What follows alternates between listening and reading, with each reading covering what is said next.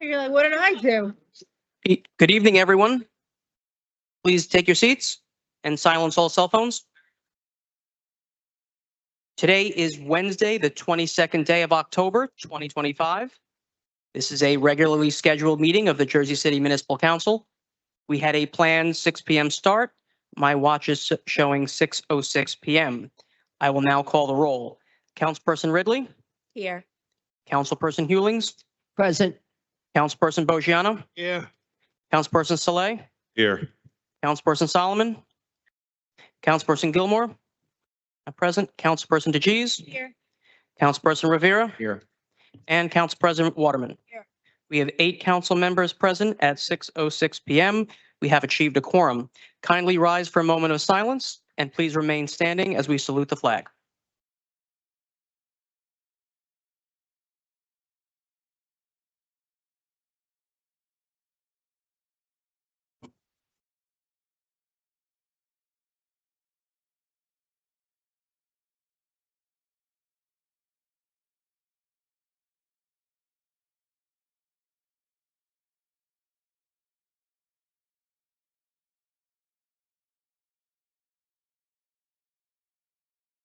On behalf of Council President Waterman, in accordance with Chapter 231 of the New Jersey Public Laws of 1975, officially known as the Senator Byron M. Baer Open Public Meetings Act, adequate notice of this meeting was provided by posting the annual notice listing the schedule of municipal council meetings for the calendar year 2025 on the bulletin board of the first floor of City Hall. In addition, the annual notice was also filed in the office of the city clerk on Friday, November 15th, 2024. The agenda of this meeting was disseminated to the municipal council, mayor, business administrator, corporation council, and local newspapers on Friday, October 17th, 2025 at 6:22 p.m. The agenda of this meeting was concurrently posted on the city's website. Consequently, I can certify as to our complete compliance with the Sunshine Law. Council members, before we address the first reading ordinances, I understand that the council president would like to make a motion to add agenda item 10.17, resolution 25-668, entitled A Resolution Recognizing October as Hindu Heritage Month in Jersey City. Is that correct, Madam President? Yes. Okay, very well. Motion made by the council president. Is there a second? Second. Second by Saleh. Council members, remember that adding a late item requires a 6-vote majority. On the motion to add agenda item 10.17, how do you vote? Councilperson Ridley. Aye. Councilperson Hewlings. Aye. Councilperson Bogiano. Aye. Councilperson Saleh. Aye. Councilperson Solomon. Aye. Councilperson Gilmore. Councilperson Gilmore is present at 6:09 p.m. Councilperson DeGees. Aye. Councilperson Rivera. Aye. And Council President Waterman. Agenda item 10.17 has been added unanimously 9-0. Madam President, you wish me to read this into the record, is that correct? Yes. Very well. Sean, can I make a motion?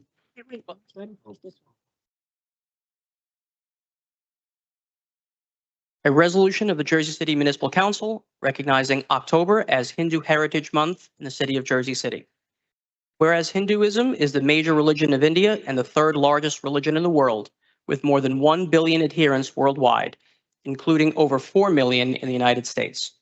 And whereas the Hindu religion practices Dharma, a code of living with an emphasis on good conduct, morality, acceptance of all, and harmony with nature, and has contributed tremendously to our city's vitality. And whereas the Hindu heritage, culture, and traditions have provided invaluable contributions and enriched Jersey City for decades. And whereas during the month of October, the city of Jersey City wishes to come together to honor the contributions of the Hindu community in our city and join in celebrating Hindu culture, tradition, and values. Now, therefore, be it resolved by the Municipal Council of the City of Jersey City that October be recognized as Hindu Heritage Month. With that said, is it your intention, Council President, to defer to agenda item 10.17 and consider it now at the beginning of the meeting? Yes. Very well. Motion to defer made by the Council President. Is there a second? Second. I think that was Saleh. I'm going to give that to Saleh. On the motion to defer to agenda item 10.17, how do you vote? Councilperson Ridley? Aye. Councilperson Hewlings, Aye. Councilperson Bojano, Aye. Councilperson Saleh, Aye. Councilperson Solomon, Aye. Councilperson Gilmore, Councilperson DeGiz, Aye. Councilperson Rivera, Aye. and Council President Waterman. Motion approved 9-0. For final approval of Resolution 25-668, how do you vote? Councilperson Ridley, Aye. Councilperson Hewlings, Aye. Councilperson Bojano, Aye. Councilperson Saleh, Aye. Councilperson Solomon, Aye. Councilperson Gilmore, Aye. Councilperson DeGiz, Aye. Councilperson Rivera, Aye. and Council President. Aye. Resolution 25-668 was approved unanimously 9-0. Council, do you wish to Yes. pictures to be taken, I suppose? Angela, you can come and say something, then we could just. Good evening, ma'am. Just state your name for the record. Juman, ARJUMA. Last name Juveria, JUWERIA. Good evening, esteemed members of the council and the residents of Jersey City. My name is Arjuman Juveria. I am a pharmacist by profession and a community activist. It is an honor to stand before you today, and I want to take a moment to share my journey and the recognition I have received for my contributions to our community. Last year, I was humbled to receive Presidential Lifetime Achievement Award from former President Joe Biden and Daily Point of Light Award founded by our former President George H.W. Bush, and New Jersey Governor's Medallion Awardee from Governor Phil Murphy. Additionally, have been honored with the Women of Action Award from the City of Jersey City, the Jersey Cares Walk of Fame Award, and the Raspberry Award, the 100 Global Women Iconic Award, among many local, state, national, and international accolades. These honors reflect my dedication to serving our community and my unwavering commitment to promoting diversity and inclusivity. I have worked tirelessly to advocate for various cultural celebrations, including the successful initiation of Hindu Heritage Month, which I introduced and championed across 12 towns in Hudson County. The efforts involved countless emails, phone calls, text messages, and personal visits, returning in resolutions and proclamations passed in support of our shared heritage. In May, I approached Mayor Phillip with a proposal to celebrate Hindu Heritage Month in Jersey City. We plan to honor individuals who have made significant contributions to our community. The mayor graciously approved our plans, and we were excited to announce our event on May 9th, 2025. On Jersey City's official page, it was displayed. However, the day before the event, I received a call from Director of Cultural Affairs informing me that the event has been postponed. This decision was influenced by certain political Hindu community leaders and their calls, including some who do not reside in Jersey City. We were ready to honor community leaders, fully aware that elected officials would be busy with election champions and unable to attend the Hindu Heritage Month event because of the elections. Despite this, I was not given the courtesy of a meeting to discuss the critical decision. Despite the challenges, I agreed to the postponement when agreed that the event could be rescheduled for October 2025. Yet my attempts to communicate with the Cultural Affairs Department to clarify the situation has gone unanswered. I need to update my sponsors, cultural affairs, cultural participants, and guests. I have spoken with senior citizens from Hindu community and community members who reaffirmed that the original date held significant meaning, and they believe we should not change it because we are not changing the date on the proclamation. It has come to the attention that VHP President Tejal Shah has taken over the event, and I find myself sidelined despite being the one who initiated this celebration. For those who may not familiar, VHP refers to Vishwa Hindu Parishad, an organization with a controversial reputation in India. As a dedicated community activist, I have successfully initiated. Arjun, can you, I'm sorry Right, to you only cut have you a few off, but minutes. you have to do the thing about the municipal council I resolution. can speak, Yeah. right? You have to do the Yeah, resolution This is the resolution. This for the is, month, to celebrate the month. That's what you have to do. Talk because I already registered Yeah, for my Just later. accept the resolution. That's what it is. We have to stay on topic. Okay, go ahead. Go ahead, Ajima. We're going to move on. signed up as a public. I have Okay, yeah. collected 250 signatures from Hindu community members authorizing me to organize this event in Jersey City. Yet I have not received a response from our mayor or cultural affairs regarding my efforts. Today I stand before you not just as an award recipient, but as a deeply concerned community member who feels a profound sense of betrayal. Why is there favoritism being shown towards certain individuals within our cultural initiatives? Is working with the community a burden? My aim is and has always been to create an environment of acceptance and harmony. It hurts me to see how political maneuvering has overshadowed our cultural efforts. I seek your support in addressing these issues. Together, we can foster a community that celebrates all cultures and ensures that every voice is heard and valued. Congratulations to Councilman Saleh on your marriage. Wishing you all the best as you embark on this wonderful journey. Thank you. So much. Thank you. Thank you. Okay. Thank you. Thank you, ma'am. Give her the, Wasn't aware. just give her the resolution. Okay. And we're But just, this is not the public sector back. She just went beyond. Right, this is not, Can do that. right, that's what she wasn't supposed to. We gonna cut John's no, relax. John's no. Thank you, thank you. You got it, John. Good job. John, I got take your it from back. the I top. got your back, John. Sean, there's another, I understand the administration would like to make a motion to add agenda item 10.18, resolution 25-669. Is that correct? That is correct. The law department can speak more about it, but essentially it's the city accepting money based on a settlement agreement for a pilot program that. So this is a resolution authorizing the city tax collector to enter into a written agreement for a pilot payment installment plan for Montgomery Green Urban Renewal LLC, KTE Retail Associates LLC. Is there a motion? Can we talk, what is it? I mean, we just got it. Can someone speak to it?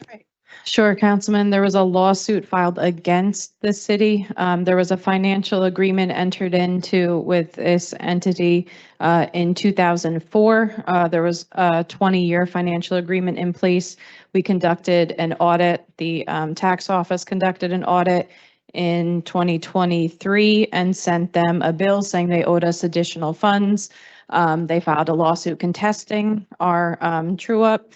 And this has been litigated for a little over a year and a half. We've agreed to accept a payment of $500,000 to settle the litigation. So they'll pay that in an installment plan, but it is to settle the litigation that was filed against us. So Can you divulge, what was the, like, a little back, so what was the original amount that we, 500. no, I think that's what we settled We- on. That's what we That's settled what on. we settled on. originally, it was about 1.3 million. We requested about 650,000 for the transfer of a unit and about the same for a transfer of a parking unit as well. I'm just trying to look, yeah, 650, a little over 650,000.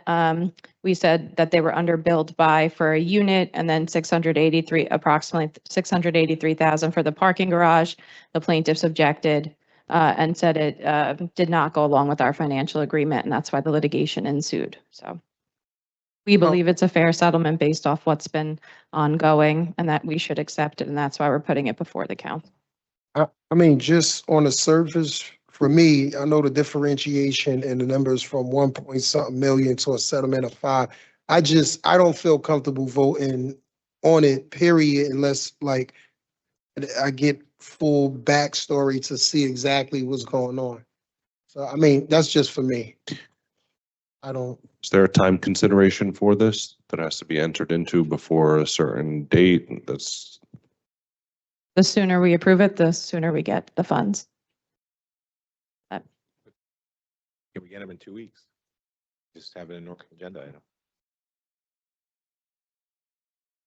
Is there a motion? Brittany, I don't think you're gonna get one. To be perfectly honest, because we just got it and they want to ask questions. And really, this is not the forum. Normally in our caucus meeting, we can go back and forth and really discuss it. It So, was accidentally missed, so if we want to put it on the next agenda, that's. yes, Yes. put it on the next agenda. So That's it. so the administration is going to withdraw this at this point? we're going to not introduce it because I think it's a light item, so. Right, all right, so fantastic. So we'll just move on to the first reading. And I understand Councilman Bojano, you wanted to make a motion? Can you turn your- Oh, sorry. Okay, I'd like to make a motion to withdraw 3.2. The community has been asking for a meeting with planning on this for over a year.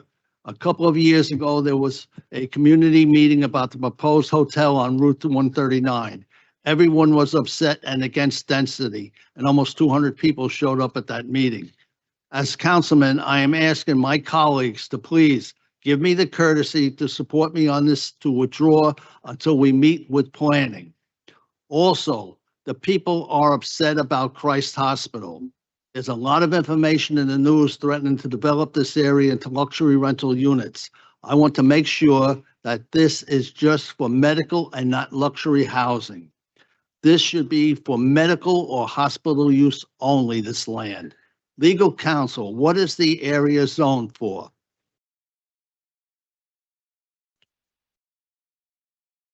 Brittany? I'd have to find out, Councilman. All right. Again, I motion to withdraw 3.2. You know, it's amazing. They want to close Christ Hospital and you see very little press coverage. We don't have any newspapers here, unfortunately, in Hudson County. I don't see the reporters reporting everything that goes on. We had a massive demonstration up there at Christ Hospital, very little coverage of it, and it's a shame. All right, so there was a motion. Yeah. Councilman Bojano made a motion to withdraw Sorry. agenda. But sorry, can I ask a clarification question? My understanding is 3.2 doesn't cover the area with Christ Hospital. Is that, I just want to be clear. Yeah, Yes. I think you're getting two things from the councilman right now. The motion that he's making a withdrawal for the item is the zoning of 139 strictly to that, one block or so radius around there. The hospital stuff is Yeah, I completely. just want to be clear, 3.2 does not cover the area that's Christ Hospital at all. I No. want to clarify that. All right, so there is a motion on the floor, a motion to withdraw agenda item 3.2 made by Bojano. Is there a second? Going once? Going twice? Okay, Second it. I want to second it only because I want to give him the courtesy to have a community meeting. that's fine. All right, motion made by Bojano, seconded by Saleh. This is a motion to withdraw agenda item 3.2. On the motion, how do you vote, Councilperson? Sean, Rich, so what's the plan here? The people want to meet with the planning department. We will have a lot of issues in that whole area and we're not getting any answers and people are just tired of it. We've watched parts of this city being destroyed by development. They don't want it. So your position is that whoever you've been trying to communicate haven't been responsive as it relates to this Yeah, item here? They're not getting, Or Rich, are they not telling you what you want to hear or they not being responsive? they're not being responsive. All right, the motion, there is a motion on the floor. We had a second. The motion was to withdraw agenda item 3.2. Okay, I'm going to call a vote on that motion. Okay? Councilperson Ridley. I haven't been involved in the meetings for this in that area. So I hear Rich saying that they didn't have meetings. I hear some council people saying they did have meetings. It is a first reading, so I will vote to not withdraw since it's a first read. And in between the first and second read, I'm hoping that we can figure this out. Okay, that's nay. Councilperson Hewlings.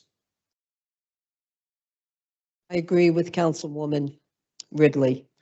Since it's the first reading, I'm going to vote no, and I'm hoping by the second reading, we have better answers as far as meeting with the public.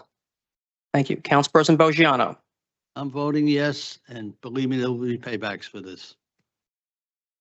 Councilperson Saleh.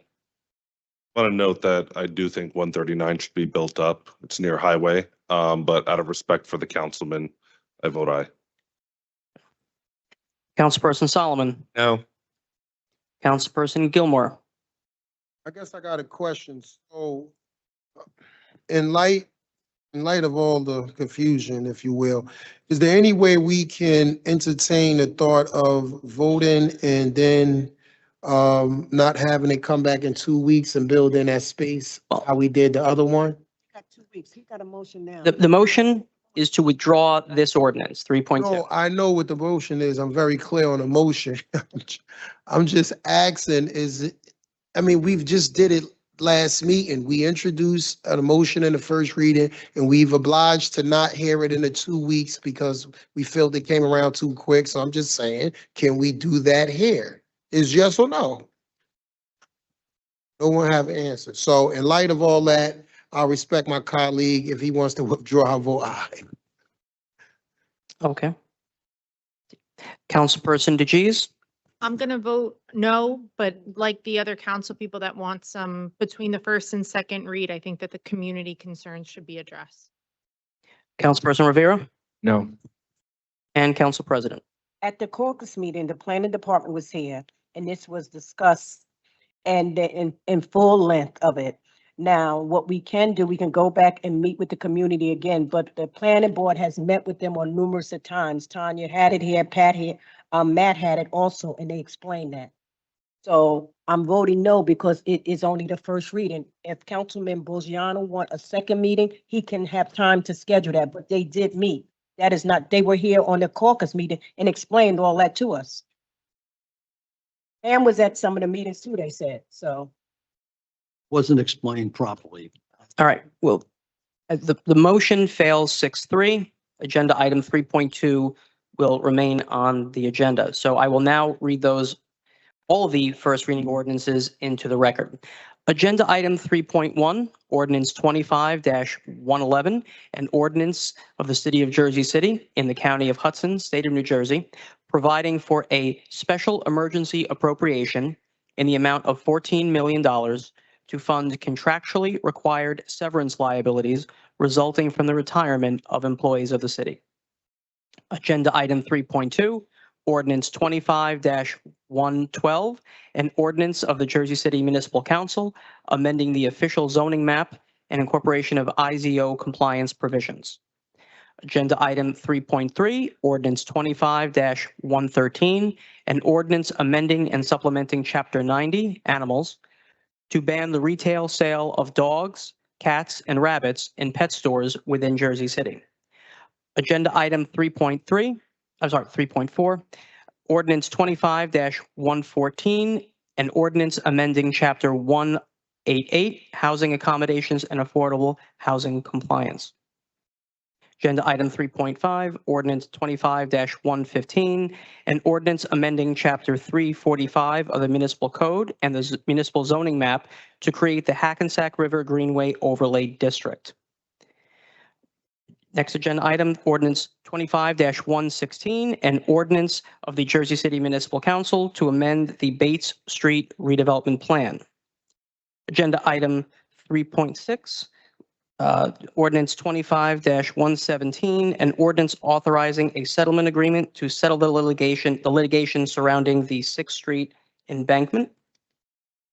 And lastly, agenda item 3.8, an ordinance of the Municipal Council of the City of Jersey City authorizing a tax abatement with Jersey City Embankment Associates LLC regarding property located at block 11602, Lot 1 on the tax map of the City of Jersey City, more commonly known as 437 Marin Boulevard, pursuant to the long-term tax exemption law, NJSA 40A:20-1 et sec.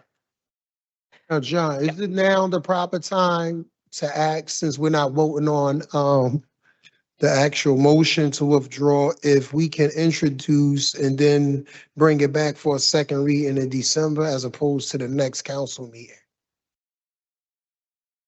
We're talking about 3.2, 3.2. the one Rich was talking about earlier. Well, Oh, we didn't vote it in yet. We haven't voted to introduce it. Can we do that? So that way sufficient time would have elapsed to allow you to have any additional meetings, get any clear up in communications and all of that. So 2 more weeks won't hurt. I mean, you could introduce it today and carry it, so you're not. Yeah, that's what I'm saying. We'll introduce and then we'll carry it to the December meeting. Well, first, we have to introduce it, so we'll Okay. take a vote on introduction, and then if you want to, Motion, all right, Okay. okay. so, Yeah, let me. Real quick to clarify with the councilman, there's 3 meetings going forward, November 12th, November 26th, and I think December 10th. So if you're going to carry it, one of those dates. Okay. 26, yeah, they give them to, what's the names? That's enough time. Okay. all right. So as far as the matter of introducing agenda items 3.1 through 3.8, how do you vote, Councilperson Ridley? Aye. That's aye for all. Councilman Hewlings, Aye. Councilman Bogiano, No on 3.2, aye on the rest. no on 3.2, what was the other? Aye on the rest. Okay, thank you. Councilperson Saleh, Aye for all.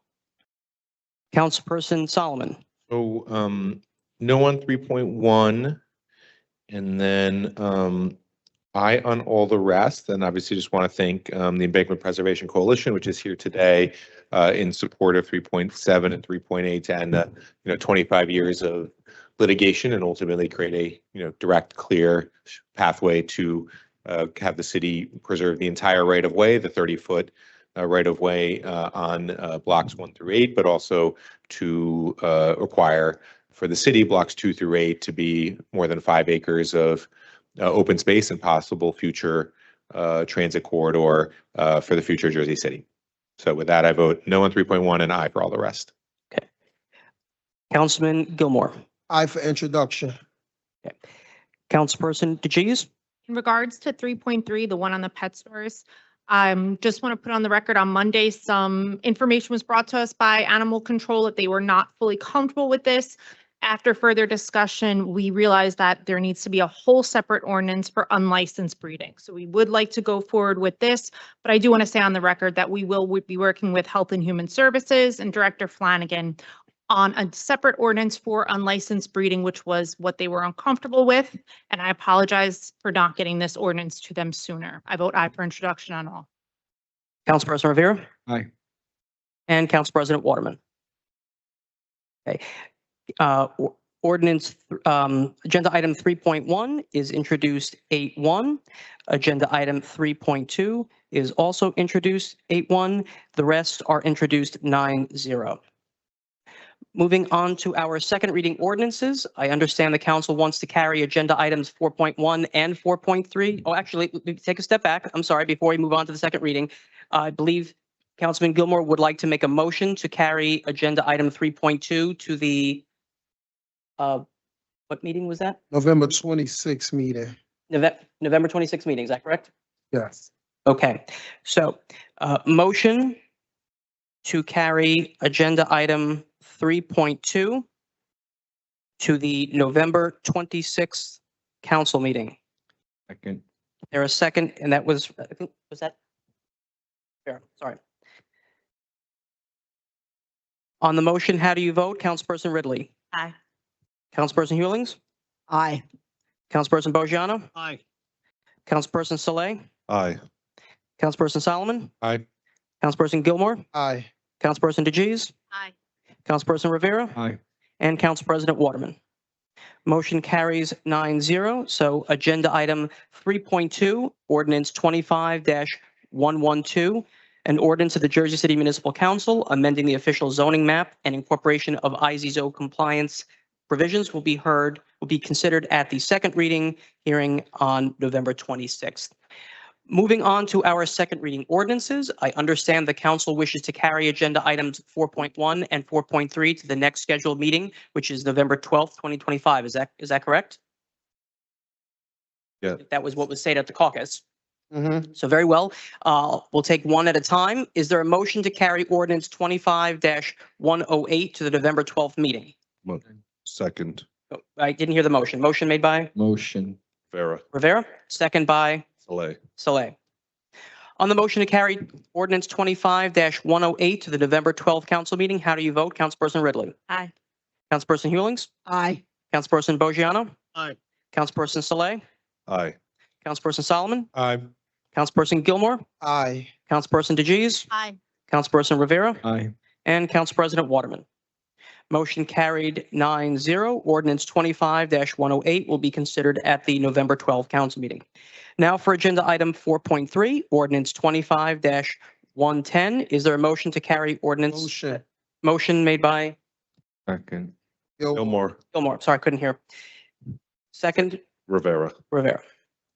On the motion to carry ordinance 25-110 to the November 12th meeting, how do you vote? Councilperson Ridley? Aye. Councilperson Hewlings? Aye. Councilperson Bojano?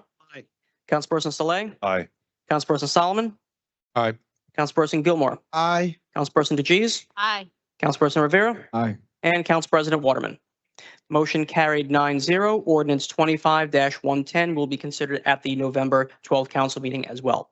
That leaves us with only one second reading ordinance left to consider tonight. That would be agenda item 4.2, ordinance 25-109, an ordinance supplementing chapter 332, vehicles and traffic, article 2, traffic regulations, amending section 332-9, stop intersections to designate various intersections into multi-way stop intersections.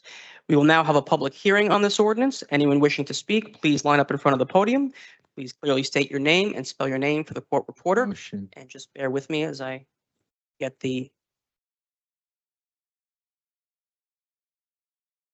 Pardon me, getting the camera to work. Okay, and we may begin. Greetings. My name is Erica Walker. I am Chief of Staff to Councilman Gilmore's office in Ward F, but I am proudly speaking on behalf of myself tonight as a Jersey City resident. I would like to, if I still have time at the end of this, I want to give that time to James Cook, who lost his life. But James Cook was a constituent of Ward F, and he called us almost every day about MLK and Myrtle Avenue and how dangerous this intersection is. So I'm so glad to see that we are getting some type of stop control at this intersection. We've been asking for a light though, but unfortunately a traffic study didn't warrant it, but it did warrant a stop sign. I just asked the administration to support this stop sign with all the bells and whistles possible because there are no stop signs on MLK. It's going to be really weird for traveling down MLK and having to stop for a stop sign versus a light. So I'm asking for the street to be painted, for the yellow new sign to go on top of that stop sign, in addition to the ones that are being added to Bergen Avenue. Again, we don't use stop signs on Bergen Avenue, we use stop lights. So this is a new stop mechanism. Please add all the bells and whistles that you can to these new four-way stop intersections. And I would like to give the rest of my time for a moment of silence for James Cook. Thank you.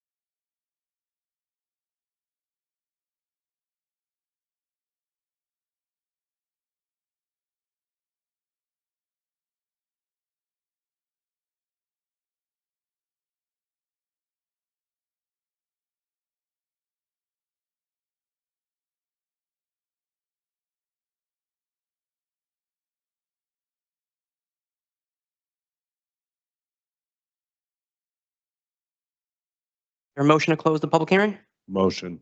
Motion made by Saleh, Second. second by, I believe that was Rivera. On the motion to close the public hearing, how do you vote? Councilperson Ridley. Aye. Councilperson Hewlings. Aye. Councilperson Bojano. Councilperson Saleh. Aye. Councilperson Solomon. Aye. Councilperson Gilmore. Aye. Councilperson DeGees. Aye. Councilperson Rivera. Aye. And Council President Waterman. Motion to close the public hearing passes 9-0. For final consideration of adoption of ordinance 25-109, how do you vote? Councilperson Ridley. Aye. Councilperson Hewlings. Aye. Councilperson Bojano. Councilperson Saleh. Thank you, Department of Infrastructure. I vote aye. Councilperson Solomon. Aye. Councilperson Gilmore. Yes, I would just like to thank, Barker and her team. We've working on this project for the last couple years. Rest in peace to one of my friends, James Cook. We've been really trying to address this uncontrolled intersection on Myrtle and MLK. While I'm not fully happy, we wanted the traffic light. I will take the reasonable compromise and I'll probably vote aye. Councilperson DeGise, Aye. Councilperson Rivera, Aye. and Council President Waterman. Ordinance 25-109 is adopted 9-0. We're about to move on to the public speaking portion. Councilman Solomon, did you? Yeah, if I could do the votes. Yeah, you, Thank so Councilman Solomon needs to leave. Is anyone else? Okay.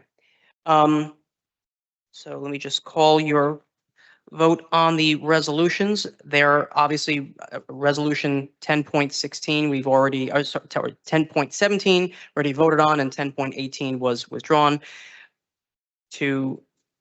For approval of agenda items 10.1 through 10.11, how do you vote, sir? I vote no on 10.9. I vote aye on all the rest, and I vote no on John McKinney's ringtone. Oh, it's unanimous, I think. I agree. No on 10.9, yes on all the rest. Yes. Okay, very well, sir. All right. We are moving on to the public speaking portion of the, Do you thought you were only to 10, I'm sorry, 11? I'm sorry. No, it's fine. I vote aye on all, but I thought you'd only said to 10, 11. Oh, I'm sorry. And you are correct, sir. And then as far as the remainder of the items, 10.12 through 10.16, how do you vote? I vote aye. Okay, and I might as well get your vote now on the claims and addendum. I vote aye. Okay, very well, sir. Thank you. Moving on to the public speaking portion of the council meeting. As we all know, there is 3 minutes. You can speak on any agenda item, anything that you wish. And the first speaker is Laverne Washington.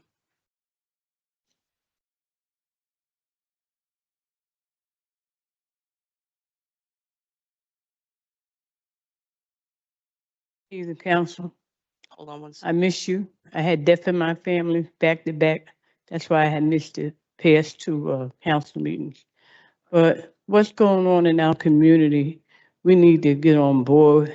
I know it's election time, people are busy, but our kids and our young people are dying in the streets. And it's a sad time when I'm out here fighting for youth, fighting for kids to go away in December to Dallas, a football team called the Hudson County Dolphins.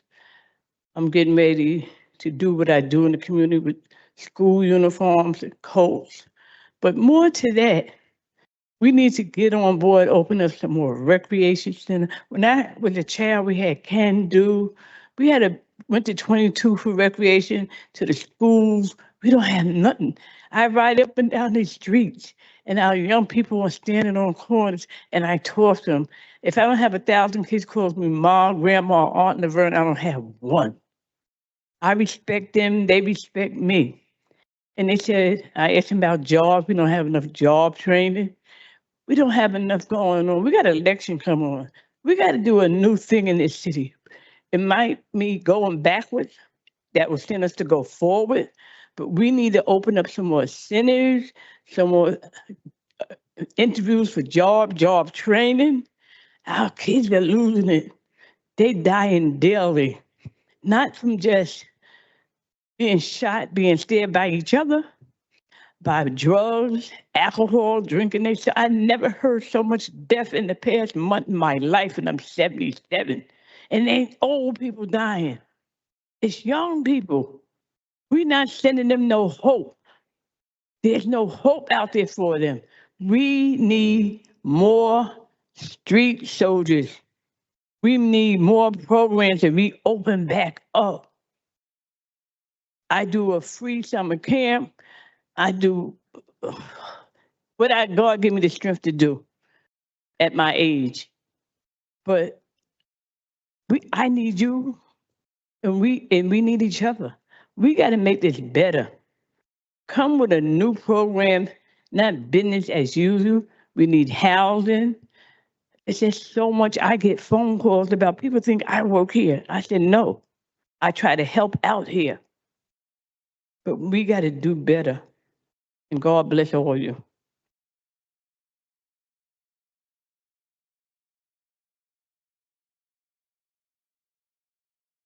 Gina Davison.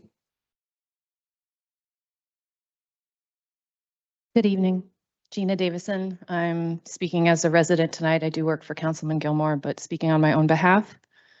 Justice for Drew.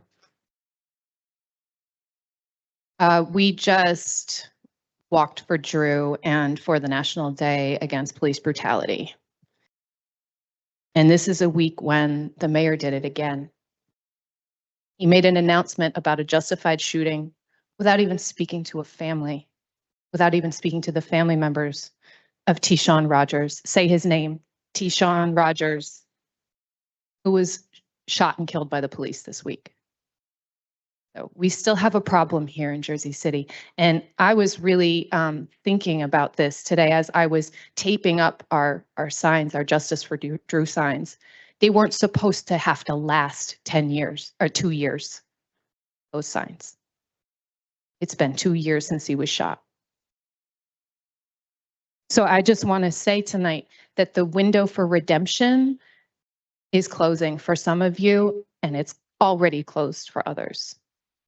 And I want to thank Councilpersons Boggiano, Councilpersons Gilmore, and Councilperson Solomon for actually working for the people and listening to the people and speaking on our behalf, and not being just another person who rubber stamps whatever this mayor wants to see.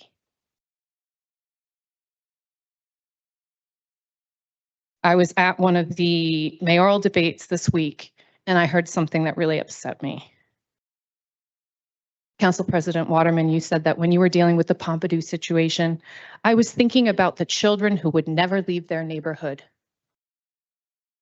We need to ask, why are their children still not getting to take advantage of certain resources, of adequate education? We need to pay attention to housing. We don't need a foreign art museum where the tickets cost $55. $55 for a ticket? That could provide art supplies for a child for half a year. So those of you who have been around and not managed to make change, it is time for you to step aside.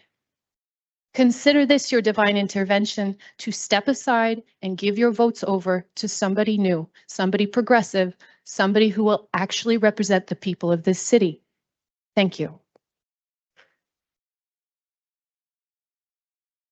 Edward Perkins. Good evening. I too am pleased that this is the last council meeting before the election. I will not wait until November 4th. I will vote early. I'm not voting by mail, but I will vote early. I'm carrying a picture of a young man. There was just a police-involved shooting. He was murdered. His family is outraged. The same thing has happened. Gina just reiterated it here for you. We are tired of the mayor and how he moves. We are. It's more than distressing.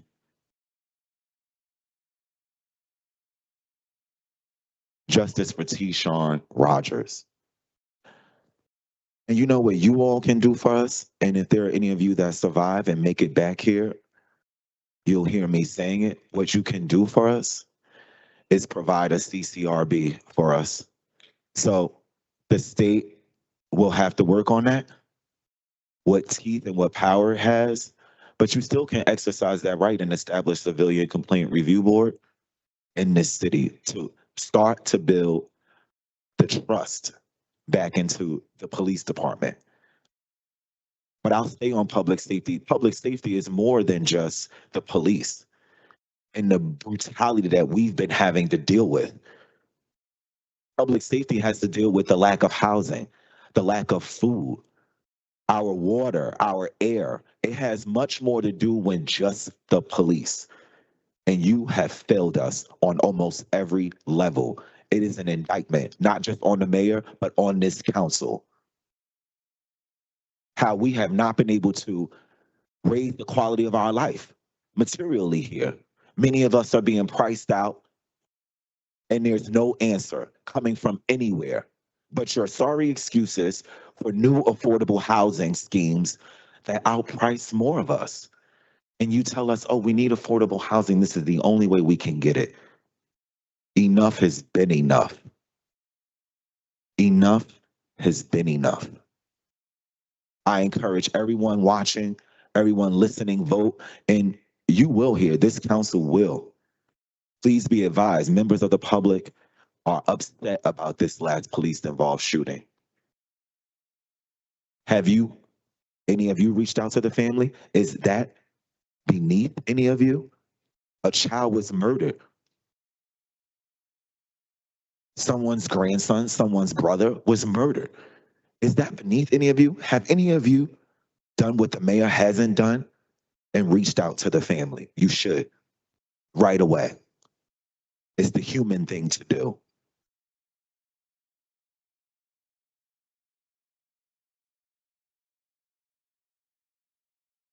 Tina Knowles?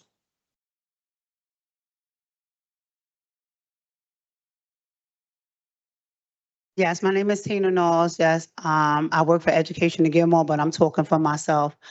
I just wanted to say, justice for Drew. Justice for Drew. I just wanted to say to y'all, yeah, I didn't really like what the mayor has said about what happened in our community, again, because he never come in our community. I'm noticing the people that was behind the mayor is the ones who messed up everything in our community. I also wanted to say about the small business in our community. I don't understand why would y'all take that from our community, because the city did own it and then y'all end up taking it from us. I just wanted to thank Chief Staff Erica and Educator Gilmore for telling me to use my voice. As me being an advocate for our community, I realized that we are able to come together without the leaders, without the governor. I realized that when people were trying to build walls, I was building bridges. Y'all came up here and I begged y'all for help constantly about how I was helping out the community. When Educator Gilmore found out that I was giving out clothes, he was like, you know what, that's something off my back, because people call me about the fires and stuff. But as leaders, y'all overlook that. Y'all consider to take care of your own household instead of taking care of the community. I know when Jerry Walker telling me that he's hiring, he don't go tell me to tell my friends. He go tell me to tell the community. And that just showed me how y'all work. Y'all end up helping yourself, not helping out the community. We should not have to be here saying justice for Drew, because our mayor decided to bring the guy here who's over safety and he have not did nothing. Y'all put that big building, safety building in our community for no reason, because it have not been safety yet in our community. I see that we still have the construction people here still asking to get paid. I don't understand why we still here, guys. We got today, November 4th. We already know that's the election. We already know that we're going to be getting new people. So now on, guys, just hold y'all complaints, hold y'all problems, and just wait for the new people so they can understand us and they can look at us and they can make a difference, because we already know. I've been coming here for a couple of years, for 6 years. It's been the same people sitting in there, sitting up there, and we already see what happened. Nothing.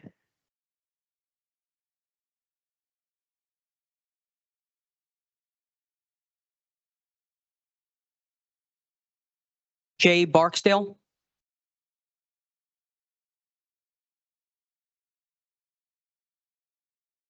Thank you, Council. Jaybarksdale. I live in Ward E. My husband and I would like to know what plans have been or are being made to address the situation where ICE descends upon Jersey City and the federal administration decides to mobilize the National Guard to step in as well. That's a question. Go ahead.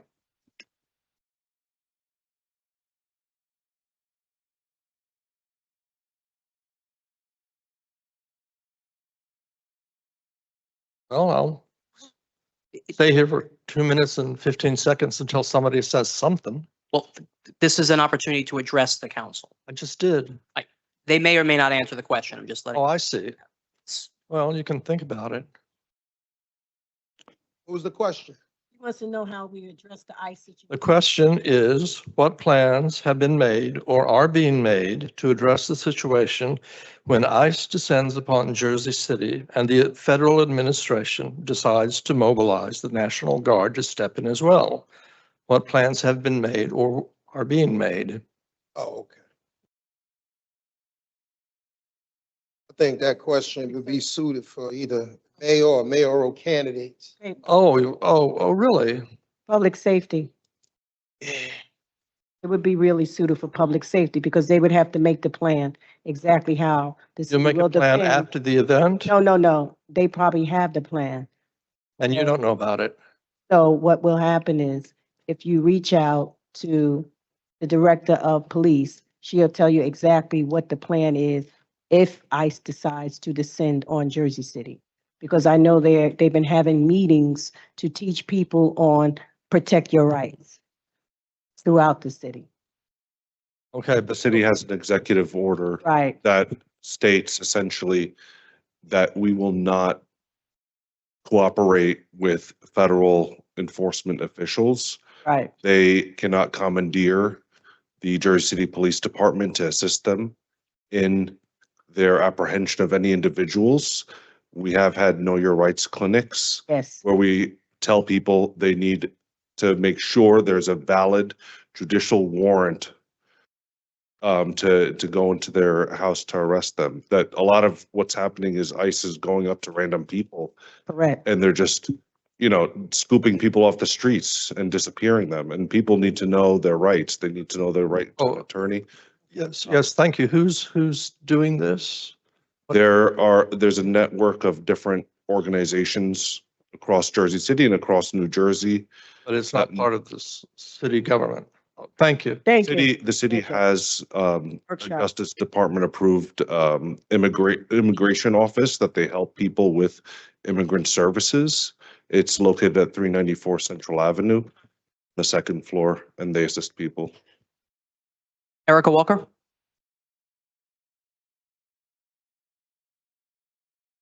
Justice for Drew. And unfortunately now justice for Tishawn Rogers. Good evening, Council President and members of the council. My name is Erica Walker again. While I proudly serve as Chief of Staff to Councilman Frank Educational Gilmore, tonight I'm speaking on my own behalf as a resident, a mother, and a community advocate who deeply loves Ward F. First, I want to thank the council for postponing the vote on Ordinance 25-110. That decision shows respect for the people who live closest to this project and for the legacy of Thomas and John Vreeland Jackson, two formerly enslaved Black men whose story began right here in Bergen or down there.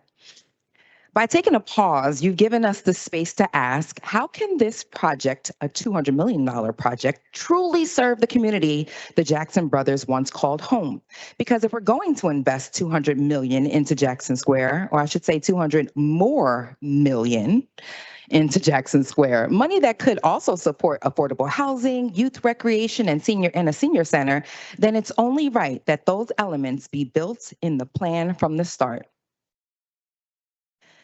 And I would take it a step further. Let's add the children to that vision. Let's invite parents, educators, and young people to share what they'd like to see, whether that's a reading room, an after-school space, a music lab, or a playground that feels safe and welcoming. If this project is to honor the Jackson brothers, it should reflect their values, ownership, opportunity, and inclusion. We can't honor two men who fought for freedom and land ownership by excluding the very people they paved the way for. That's why, as the process moves forward, I'm asking that the next public meeting be held not just in Ward F, but in that big old beautiful public safety building. Jermaine Robinson said one of those top floors was supposed to be space for a community meeting, a community space, but never has the community been invited to use it as such. We can make this more than a building. We can make it a legacy that lives, breathes, and grows with the community. Thank you again for pausing to do this right. I truly believe that when we center the people, not the politics, not the developers, we create something worthy of the Jackson's name and of Jersey City's future. Thank you.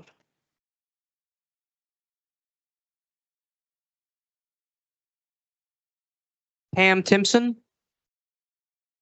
Hello, my name is Pam Timpson, Pamtimpson.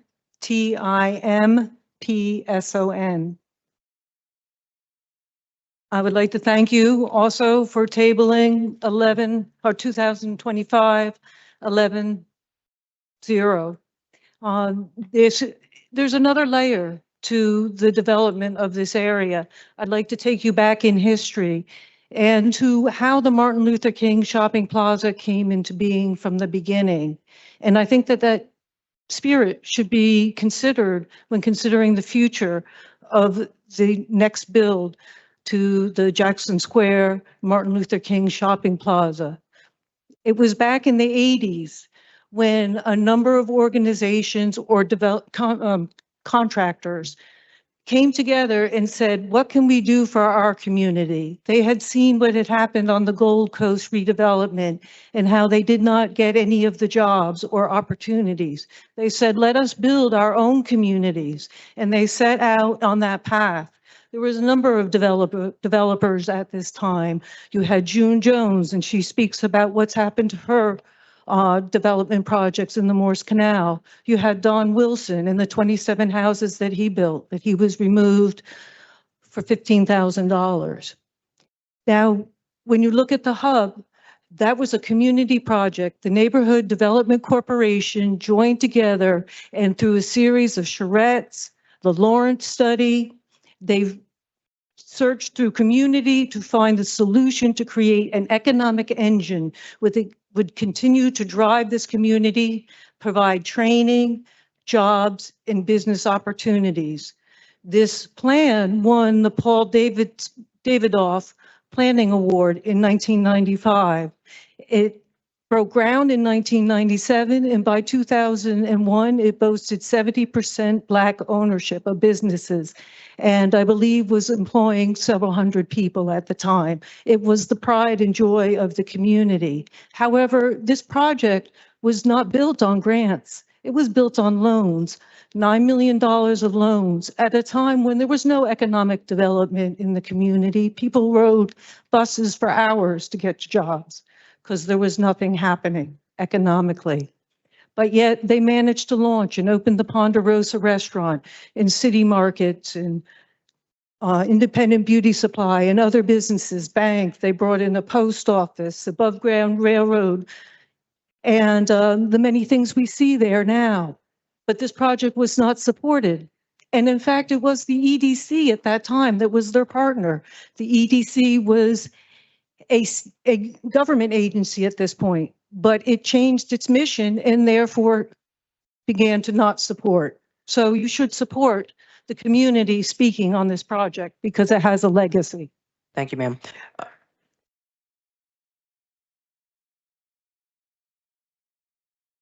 Charles Peters? Charles Peters? No. Kevin Barfield? No. Kristen Jadroga Hart?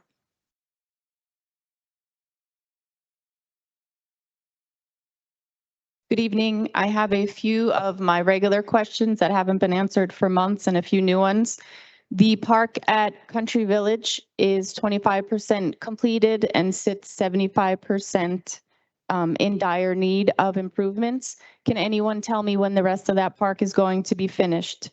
The participatory budget from a few years ago, Martiniac and Wright Park received funding from it to be redone. It was never redone. It hasn't been touched besides volunteers. Is that money gone? And will the park be redone? If the money has been saved someplace, when can it be used? If it hasn't, what happened to the money? Caven Point right now sits 5 city vans, abandoned buses, 5 storage trailers, police barricades. The bathrooms are a disgrace.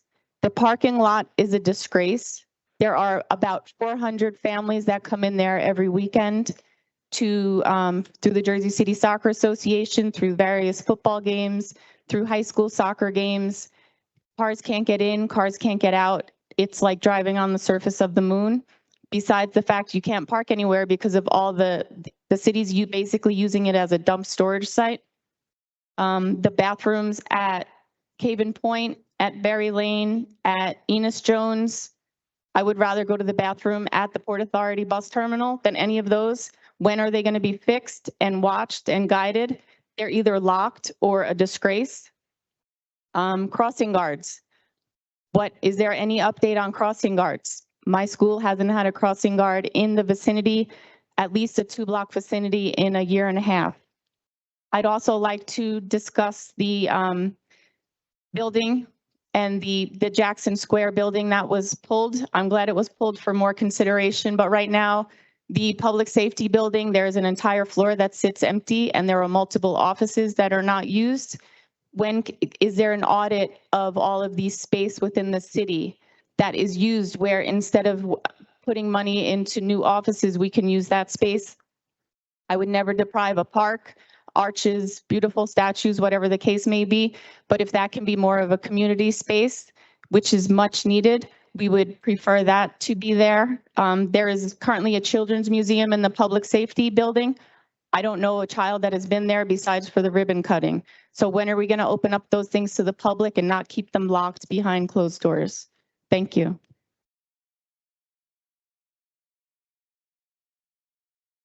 Simone Brathwaite.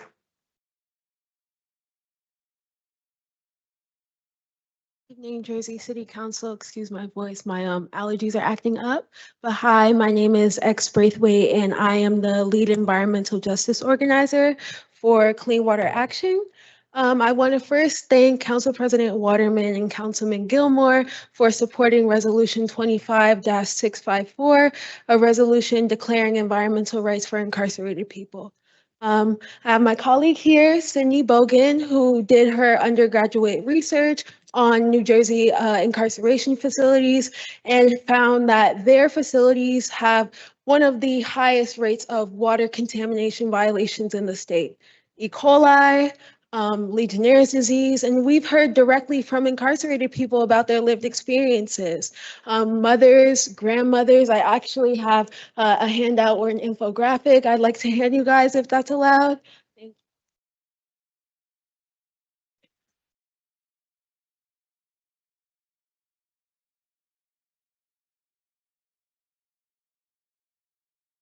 And anybody interested in hearing about our campaign can definitely speak to one of us after. It's called the Safe Water, Safe Lives campaign. And we are here because New Jersey incarcerated people have consistently came from overburdened communities, so polluted, contaminated by water, air pollution, and these individuals, once they get into incarceration facilities, are forced to drink and bathe in water potentially contaminated by carcinogens or other harmful toxins. So the resolution, which is item 10.3, I believe, says that every year in prison takes 2 years off of your life expectancy. And this is an injustice greater than any punishment that one deserves. It was actually introduced by Congresswoman Presley in last Congress. She introduced an Environmental Rights in Prisons Act, and obviously given the political climate we're in now, something that progressive can only be exemplified at the state level. So Sydney and I, research partner, have proposed that you guys accept and affirm a Declaration of Rights for Incarcerated People to further an Environmental Rights in Prisons Act that would cover the urban heat island effect, right? The fact that 1 in 3 incarceration facilities are next to a Superfund site, the soil, the water contamination, obviously the real world impacts that these have on incarcerated people and their families. We have support from the ACLU, the support from the Institute for Social Justice, as well as the returning citizens of New Jersey. And we'd also love the support of Jersey City Council. And you guys would be one of the first cities to officially recognize a Declaration of Rights for incarcerated people. So I urge y'all to do so. So thank you.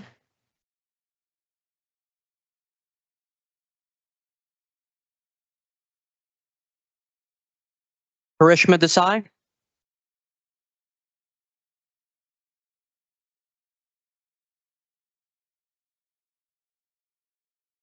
Greetings, Council. I would like to begin by thanking you all for recognizing October as Hindu Heritage Month. I think it is a small step in the right direction, but I'm here to unfortunately address something that is taking us back in the wrong direction. I live in the Journal Square area, and I wanted to speak more about an incident I went through exactly a week ago and how the public safety response failed in that situation.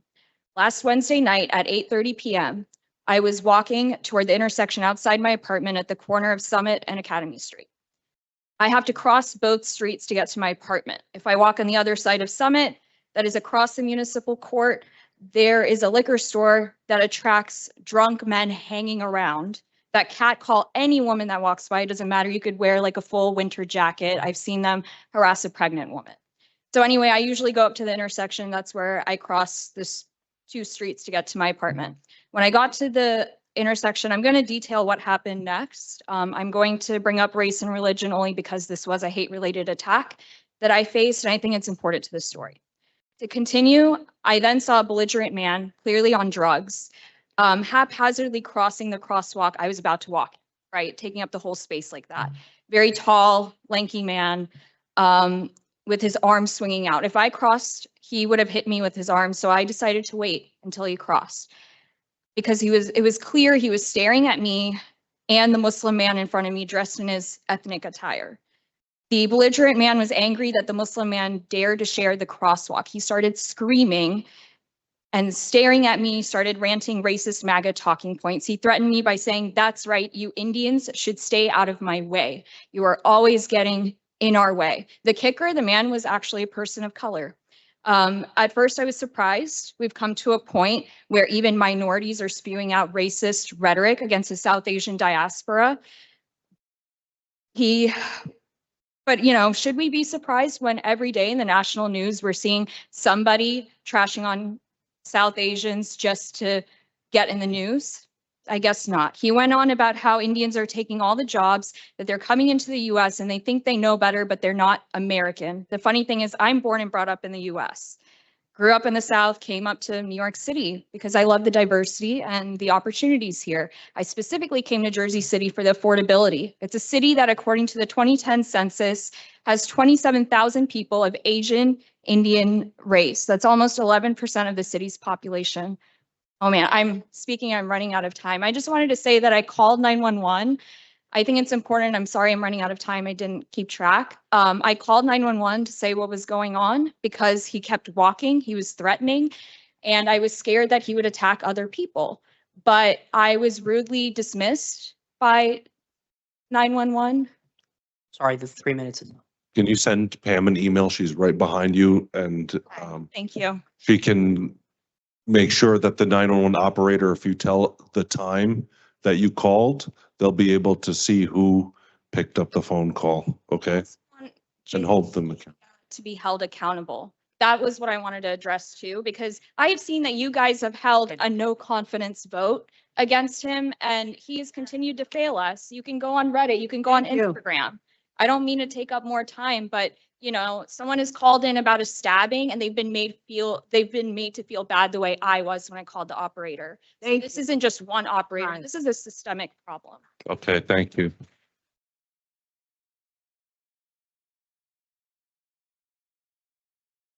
Maureen Rios? No? Chris Capers?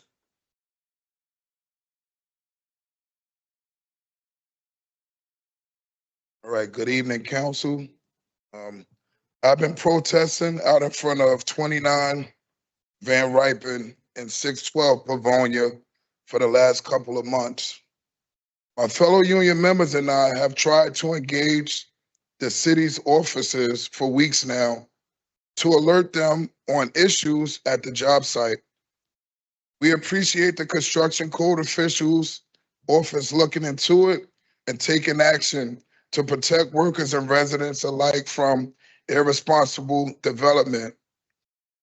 I worked to highlight that we received word from some workers on these sites that their bosses are telling them that the union is to blame for the jobs being shut down.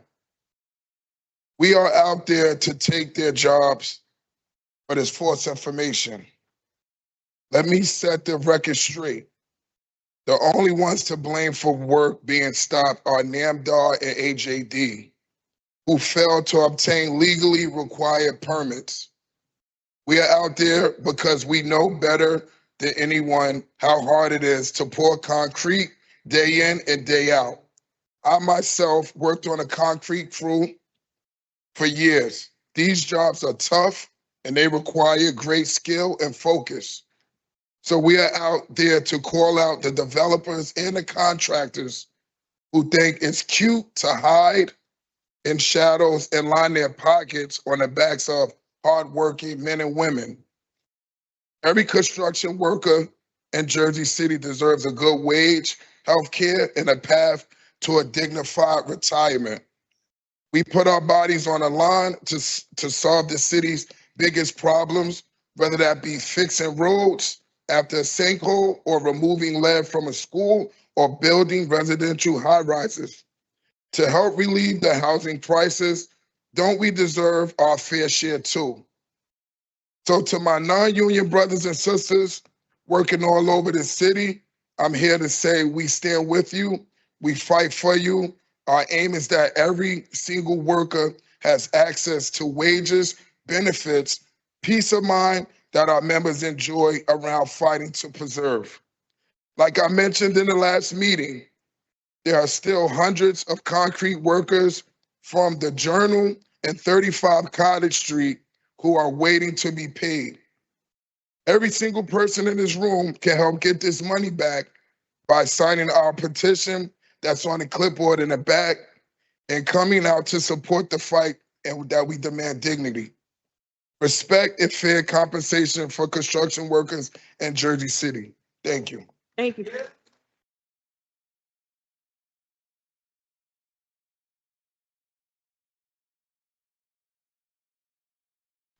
Laura Mistretta.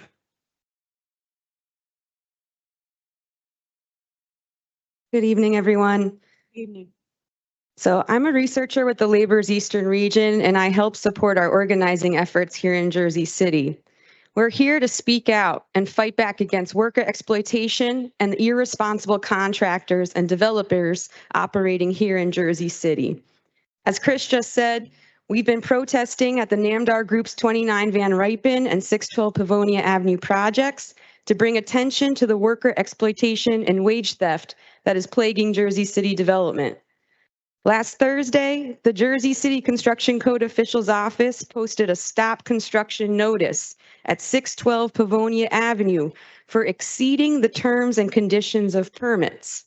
We have since learned that on October 8th, 29 Van Ruypen was also cited for exceeding the limit of the permit, which, to put it in plain English, means that general contractor AJD and their subcontractors were building without a permit. This is truly outrageous. Neither NAMDAR Group nor general contractor AJD is new to building in Jersey City. AJD is one of the most prolific contractors in Jersey City. And Tom Bertoli, a co-owner of the subcontractor Concrete Rising, is a former permit expediter who reportedly became a regular fixture at the building department here in Jersey City. These are seasoned professionals that should know building permits are required. So 2 incidents of working without a permit is a pattern of non-compliance. We believe that this is not merely an oversight, but at the very least, a willful violation of building code that puts the community and workers at risk. I want to personally thank the Construction Code Official's Office for taking notice of this issue and acting decisively to protect workers and residents from this flagrant disregard on behalf of NAMDAR and AJD. But more needs to be done. We believe the community deserves to know how this oversight was allowed to happen before permits are issued for work to continue. We are asking the council to refer this matter to the county prosecutor, attorney general, or the State Department of Community Affairs. From our point of view, it is clear that developers like NAMDAR and contractors like AJD believe they are above the law and that the rules don't apply to them. And we are prepared to continue protesting and speaking up as long as developers and contractors think they can get away with this egregious behavior here in Jersey City. Thank you. Thank you.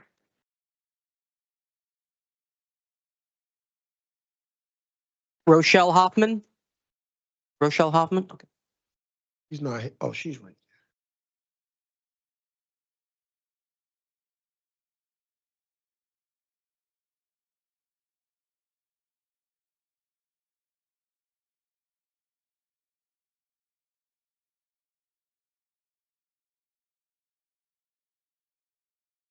Good evening, council.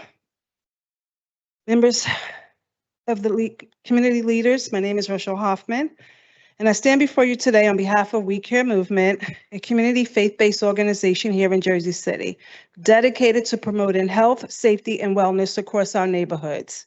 I'm here to urge the council to support Senate Bill 4442 and to approve a local ordinance that we have not had yet that strengthens alcohol warning signage requirements in our city.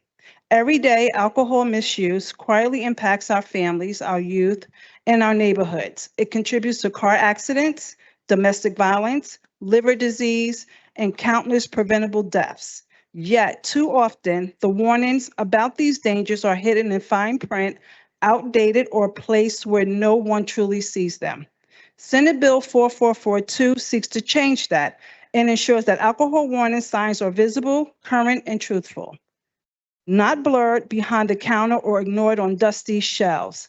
This bill will require clearer messaging about the health risks of alcohol use, including links to cancer, liver disease, mental health issues, and pregnancy complications. Our city has an opportunity and a responsibility to be proactive. By passing a local ordinance aligned with Senate Bill 4442, we can make sure every establishment that sells or serves alcohol display bold, factual, and accessible warning signs. This is not about shaming businesses or restricting choice. It's about empowering individuals with knowledge so they can make informed decisions, just as we see strong warnings for tobacco and vaping.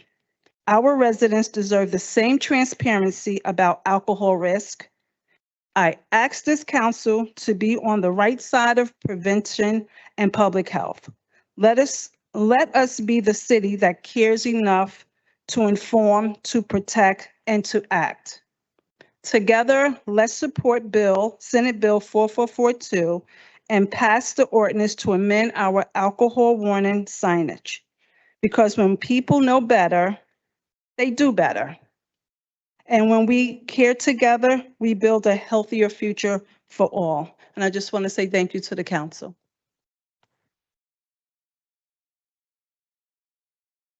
Kevin Willer?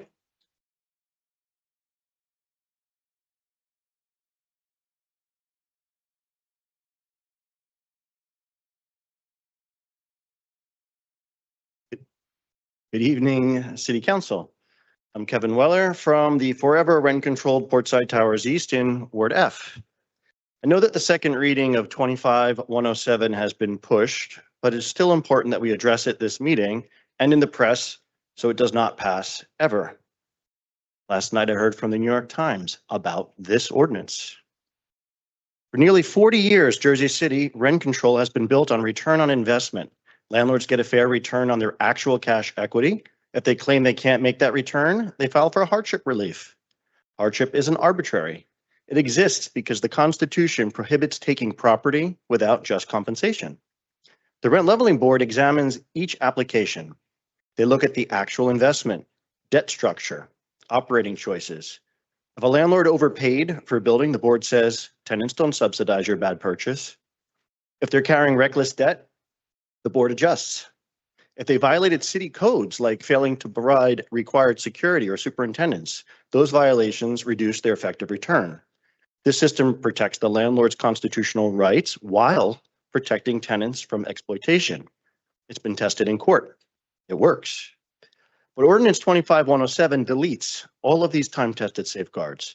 Section 260-10E, the board's power to deny imprudent purchases, gone. Section 260-10J, adjustments for overfinancing, gone. Board discretion, replaced with an automatic guarantee. What guarantee? A 40% net operating income margin in a rent control ordinance. Let me put that in perspective. The stock market averages 9% annually with significant risk. Grocery stores, 1.6 margins. Airlines lose money without loyalty programs. But this ordinance guarantees landlords 40%, more than 4 times the stock market, more than 25 times what successful businesses can earn with zero risk. This isn't hardship relief. This is redefining what hardship means in a way that makes rent control meaningless. And it gets worse. Under 25-105, landlords who violate codes face $100 per day per tenant minimum fines. But under 107, those fines become operating expenses that reduce NOI below 40%. So the landlord applies for hardship and the tenants reimburse the fine through higher rent. Violate the code, get fined, bill the victims. We've come before you for 3 years asking for help with serious housing violations and enforcement issues. I have strong written commitments from all the mayoral candidates, including Ali, McGreevy, O'Day, and Solomon, that they do not support this ordinance. Do not vote for an ordinance that will cause this council to be remembered for ending rent control. Do not redefine hardship as a 40% profit guarantee. Thank you.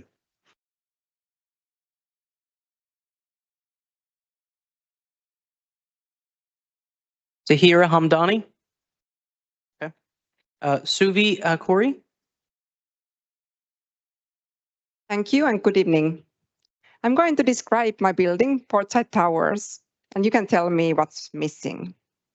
We're at 527 unit residential complex, 2 towers. Over 1,000 of people live at Portside. The city code says buildings our size require specific things. First, we're supposed to have a 24-hour uniformed security, walking patrols, someone in uniform who's trained to respond when something happens. Look around our lobby at 3 a.m. What's missing? Security guard, we don't have one. Second, we're supposed to have a resident superintendent, someone who lives on site, someone we can find when heat stops working or pipes burst. Ask any tenant in our building who is the resident superintendent. Nobody knows. Third, our landlord is supposed to file registration statements every year, lists of tenants, base rents from 1983, emergency contacts, corporate officer information, the things that city needs to verify we're in compliance. File a public records request. What's missing? The basic information the ordinance requires. So let me ask this obvious question. If you're missing the security guard, the superintendent, and the required paperwork, how is this landlord allowed to operate? And here's a better question. If they're allowed to skip these requirements, what requirements can't they skip? Can they skip providing heat? Can they skip maintaining elevators, which they do? Can they skip fixing broken locks? Because if there's no consequence for ignoring these 3 major sections of city code, why would they follow any of it? I keep hearing this landlord needs relief. They need higher rents. They need hardship exceptions.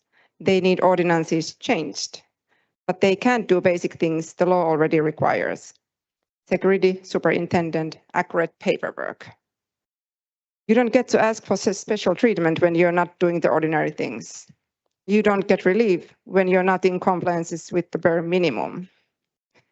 Fix what's missing, provide security, disclose the superintendent, file complete registration statements, do the things every other landlord in Jersey City has to do. And then you can come back and ask for something extra, but not before that. Thanks.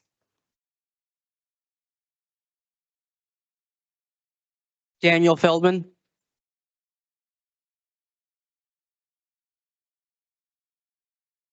As the 5 of you may know, this is my 33rd time giving a speech in front of you all during public speaking. My first speech was in February of 2024, and in 15 of my last 18 speeches, so my speech on December 11th, 2024, January 15th of this year, February 13th, March 12th, March 26th, April 9th, April 23rd, May 7th, May 21st, June 11th, June 26th, July 16th, August 20th, September 23rd, and October 8th. On each of those dates, I discussed the fact that we at Portside Towers do not have 24/7 uniform security, despite the fact that Chapter 218, Article 1 of the Jersey City Code of Ordinances states very clearly that every owner or agent of an owner of a multiple dwelling of 100 or more dwelling units shall furnish a minimum of 1 uniformed security guard for each residential building.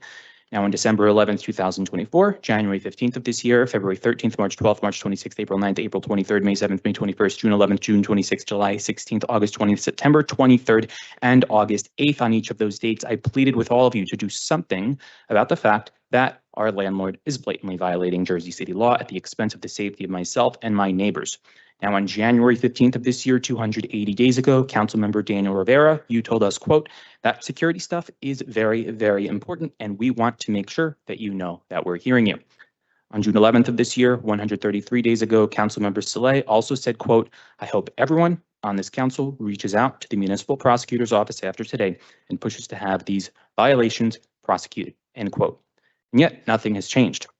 Now, on September 23rd of this year, a young woman residing at Portside Towers was traumatized when, while standing in front of Portside Towers East Tower at 155 Washington Street, she realized that there was a man behind her with his pants unzipped, touching himself.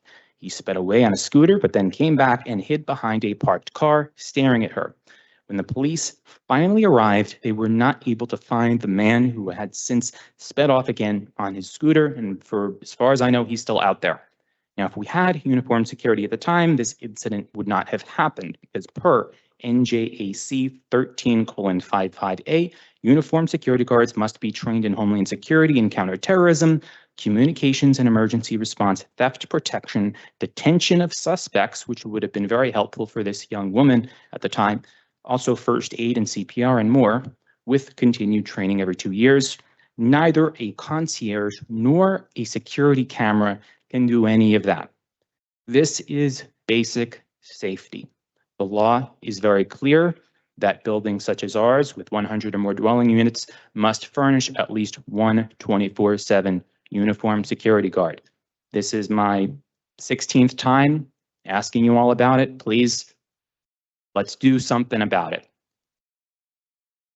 Thank you.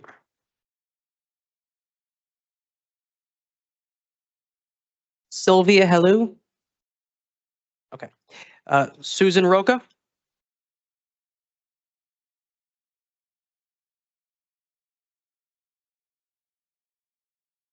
Good evening. My name is Susan Roca and I live at Portside Towers. Last month, I read something in the city code, section 218-1A. It says buildings like ours must have 24-hour uniform security, not a camera, not a desk agent, uniform security, 24 hours a day. I looked around. There is no uniform security. My landlord has argued that they are in compliance. I went back to the code. Chapter 254-45 says we must have a resident superintendent, someone who lives on site, someone we can find in an emergency.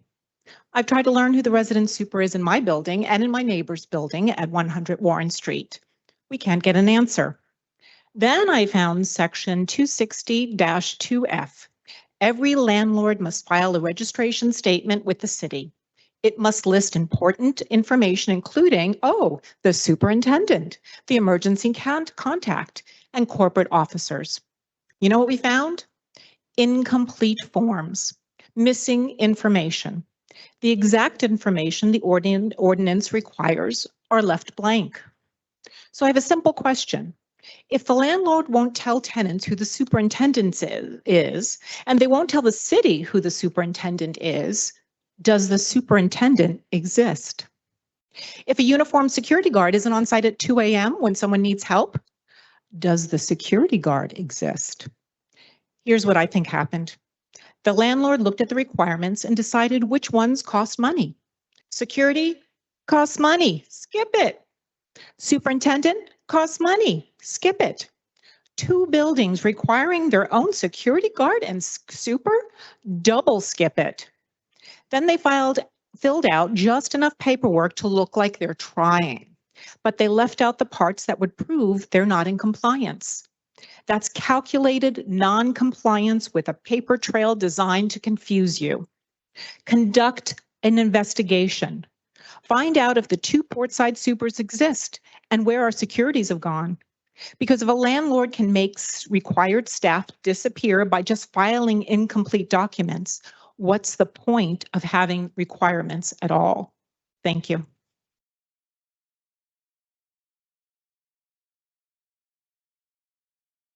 Joel Rothfuss.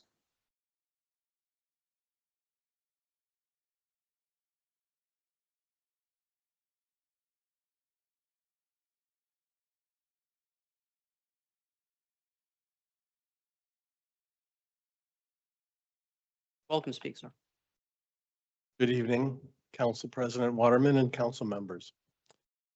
Councilmember Solomon, who is a candidate for mayor, has gone on record against Council President Waterman's Ordinance 225-107. He said, quote, Ordinance 25-107 proposes such a broad and overarching reform of rent control that will have a multitude of unforeseen consequences. I am committed to protecting our tenants and am deeply concerned about moving forward with an ordinance that could negatively impact tens of thousands of our residents, end quote. We thank Councilmember Solomon for his leadership in speaking out. Please let Councilmember Ridley know that I'm asking her, as she's running on Solomon's slate in 2 weeks, to ask her to make her intent known today, publicly. Join Councilmember Solomon in opposition to 25-107. The Councilmember Solomon is worried about unforeseen consequences. Let me show you what's completely foreseeable. The quote, rent burdened exemption, close quote, requires tenants to prove income annually in Director Richardson's landlord tenant office. Federal tax returns, W-2s, pay stubs, social security statements, pension records, child support documentation. The office would have to review each application, calculate household income, likely 4 to 6 hours per application. The office employs only 3 people. Conservative estimate, if just 5% of rent-controlled households apply, that would be 1,500 applications. At 5 hours each, that's 7,500 staff hours. With 3 people, if they did nothing else, it would take 18 months to process the first wave. Basic math. The office would need 35 to 40 full-time staff. This clearly wasn't presented to Director Richardson for his input before introducing it for a first reading at last council meeting. Here's what will actually happen. Applications will pile up unprocessed, tenants will wait months, they'll receive no relief. Meanwhile, their rents will keep climbing because landlords file for a 40% NOI and get approved immediately. So tenants do the paperwork, wait forever, get nothing. Landlords file once and get rapid approval. Councilmember Solomon is right to be concerned. The proposed ordinance is a deliberate design that enriches bad actor landlords and further harms the tenants of Jersey City. Please, all council members, join Councilmember Solomon on record today and make the statement that on the record to protect tenants and demand that Ordinance 25-107 be withdrawn. Thank you.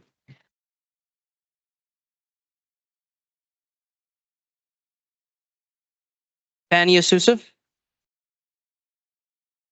Good evening, Council. Katie Brennan is the Democratic nominee for State Assembly and a recognized housing policy expert. She said about Waterman's Ordinance 25-107, quote, "This proposal is a wolf in sheep's clothing. It's meant to sound like it would help tenants, but it would totally undermine rent control in Jersey City. There's language buried in here that would guarantee landlords get a 40% profit. That is unheard of and would guarantee rent increases across the city. It would also allow landlords who break the law to pass any fines or penalties directly onto their tenants. There would be zero incentive for landlords to follow the rules." End quote. When someone who studies housing policy professionally and will soon have state-level legislative authority warns you about zero incentive to follow the law, listen. Let me show you how that works. City code requires 24-hour security. That costs money. A landlord decides to skip it. Under current law, the landlord gets fined. Those fines hurt. It's cheaper to provide security than pay continuous fines. That's how incentives create compliance. But if Ordinance 25-107 were to pass, here's the new math. Skip security. Get fined under Ordinance 25-105. Those fines reduce net operating income below 40%. File for hardship. Board restores you to 40%. Tenants pay higher rent to cover the fine. Providing security costs money from your profit. Not providing security costs money from tenant rent. Which would you choose? Ms. Brennan is exactly right. Zero incentive. Worse, there's perverse incentive to violate because fines justify rent increases. You passed Ordinance 25-105 2 weeks ago to create real consequences. But consequences only work if they hurt the person breaking the law, not the victims. Why have housing codes if violating them becomes more profitable than following them? Ms. Brennan calls this a wolf in sheep's clothing. She's right. While it looks like protection, it functions as permission. Withdraw Ordinance 25-107 on the record or vote no. Thank you.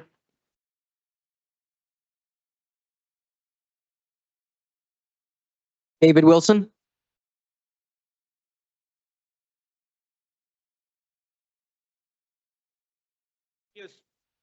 The video stream is down.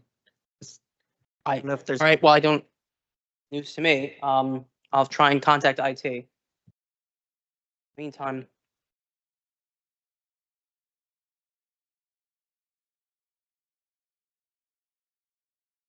You can begin. Hi. Good evening, Council President Waterman, members of the council. What I want to say tonight is that we here in Jersey City, we need each other. We need to be able to count on each other. We're only as strong as our weakest link. And one thing that came up for me today in this meeting is there was a question from the floor. What are we going to do when ICE is coming into our communities, disappearing people? What if the president tries to mobilize the National Guard? Councilmember Saleh was on top of it. He had, he was right there with an answer. Here's what we're trying to do. Here's what the resources that exist. And we're going to need to count on the Jersey City Police Department for this. So there's a problem with that, right? So today I was at a march against police brutality because we have had a problem holding the Jersey City Police Department accountable for police violence. So the very people that we are going to be counting on to protect us from ICE, there's an accountability issue there. And in a similar way, we at Portside have noticed that there are really strong tenant protection laws in Jersey City. And so that's why we have been filing every day. We have been filing tickets for violations that our landlord, Equity Residential, has been committing every single day. And for example, neither building has a superintendent on the premises. And there was a specific set aside when the buildings were first put into operation that there were apartments that were set aside for that, but we don't have that. So there's a disconnect there between what the law is, which is quite strong actually, and what the enforcement is and what we are actually receiving as tenants, which is not strong. And so, things here in the city and in this country are going to get worse before they get better. And the bonds and the links that we have are going to be tested, I think, in ways that they haven't been tested before. And, I can't help but notice Councilmember Gilmore was there at the at the police brutality rally, and he has stood with us at Port Side. And I'm not saying everybody is going to live up to the standard of Councilmember Gilmore, but I think we have to try, and we need each other. We need to stick together. Thank you. Suzanne DeFelice.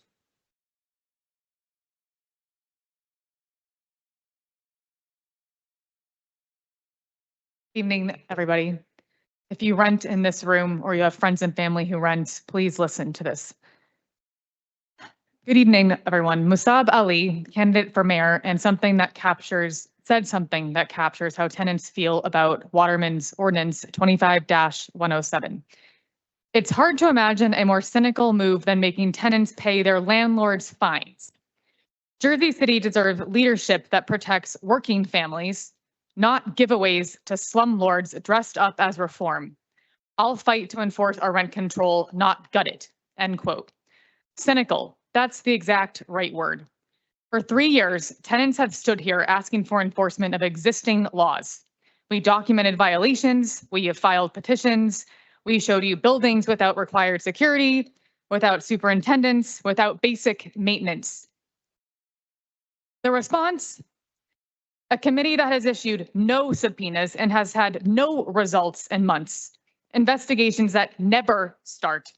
Fines that never get collected. But then during a busy mayoral campaign, an ordinance appears guaranteeing landlord profits. And it moved fast. When we ask for action on violations, we hear about complexity and process. When landlords want 40% margins, things move quickly. Mr. Ali calls that cynical. We agree, it's outrageous. 2 weeks ago, you passed mandatory minimum fines. Finally, we thought, real consequences. But if Ordinance 25-107 passes, those fines become meaningless. Landlords raise rents to cover them. The tenants who suffered the violations end up reimbursing the landlord. You wouldn't enforce the existing law, but you're considering new law that makes enforcement pointless. You wouldn't investigate safety violations, but you're willing to guarantee the violators a profit floor. You wouldn't collect fines from landlords who break the rules, but you'd let them bill those fines to their tenants. After years of asking for help, this is the response: an ordinance disguised as protection that serves only landlord interests. Choose protection, withdraw Ordinance 25-107, withdraw Ordinance 25-107, or vote no. Can we hear a motion? We have 30 seconds, 31 seconds. Doesn't happen at this point. This is a public speaking portion.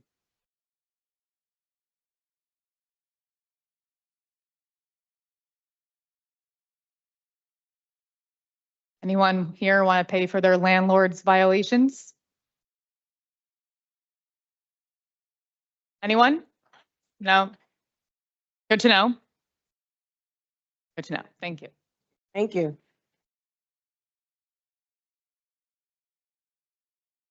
Jessica Brand. Good evening, City Council, and good evening, Council President Waterman. So you introduced Ordinance 25-107 on October 8th, and I want to ask some questions because I don't think you intended what this ordinance does.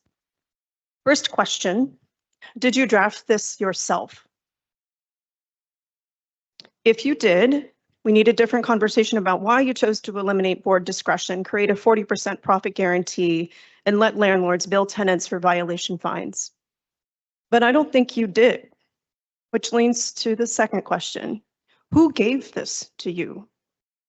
Someone wrote this ordinance with a 40% NOI figure. Someone structured the fine pass-through mechanism, and someone designed the rent burden exemption. But Council President, you put your name on this. What analyses did you perform? What data supports the 40% guarantee?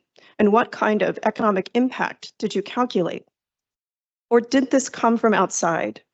Did someone hand you a draft and tell you it would help tenants? Did they explain what happens when landlords bill tenants for code violations? Did they tell you this eliminates meaningful rent control? Did they tell you this eliminates meaningful rent control? Those aren't accusations. They're questions you should answer before voting. Because here's what I think happened. Someone recognized rent control is hard to attack directly. It's not popular. Look at the room. So they drafted an ordinance that claims to protect tenants while serving landlord interests.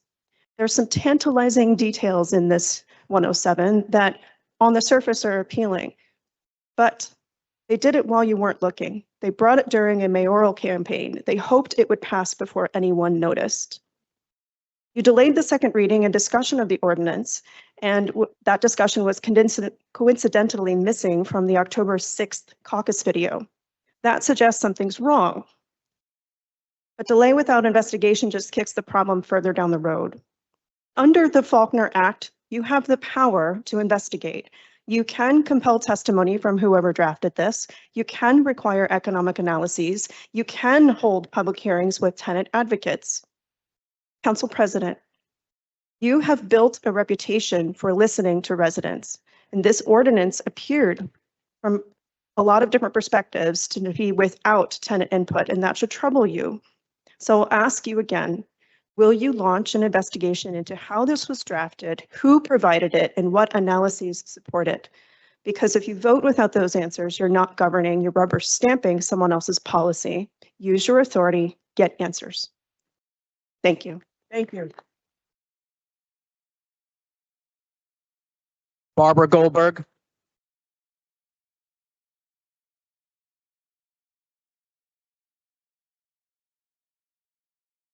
Go ahead, Barbara. Excuse me. Good evening, City Council. After standing before you for 3 years, appealing for your help with my fellow Portside Towers tenants, I wanted to acknowledge that you have provided me with so much inspiration. You see, I write and illustrate children's books. The main characters are a dog named White Lightning and a cat named Bob Bob.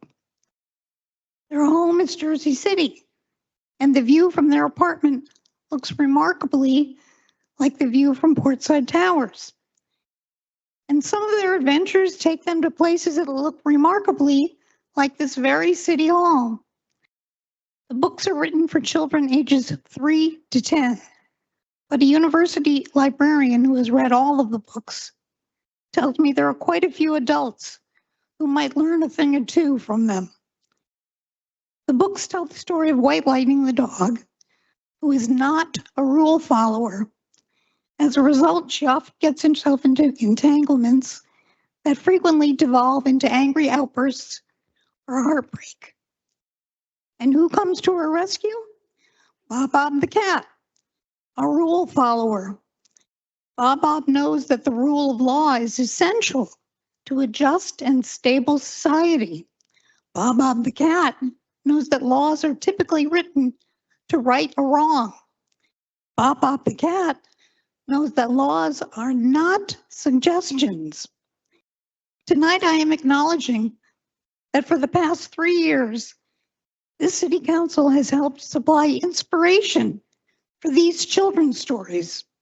Much inspiration. One reader recently told me that she's hopeful that in upcoming books, Bob Bob and White Lightning are never accosted in their building as a result of the lack of uniform security. What I'm hoping is that I'll be writing a very different story very soon. The tenants of Portside Towers and throughout Jersey City deserve a happy ending. Thank you.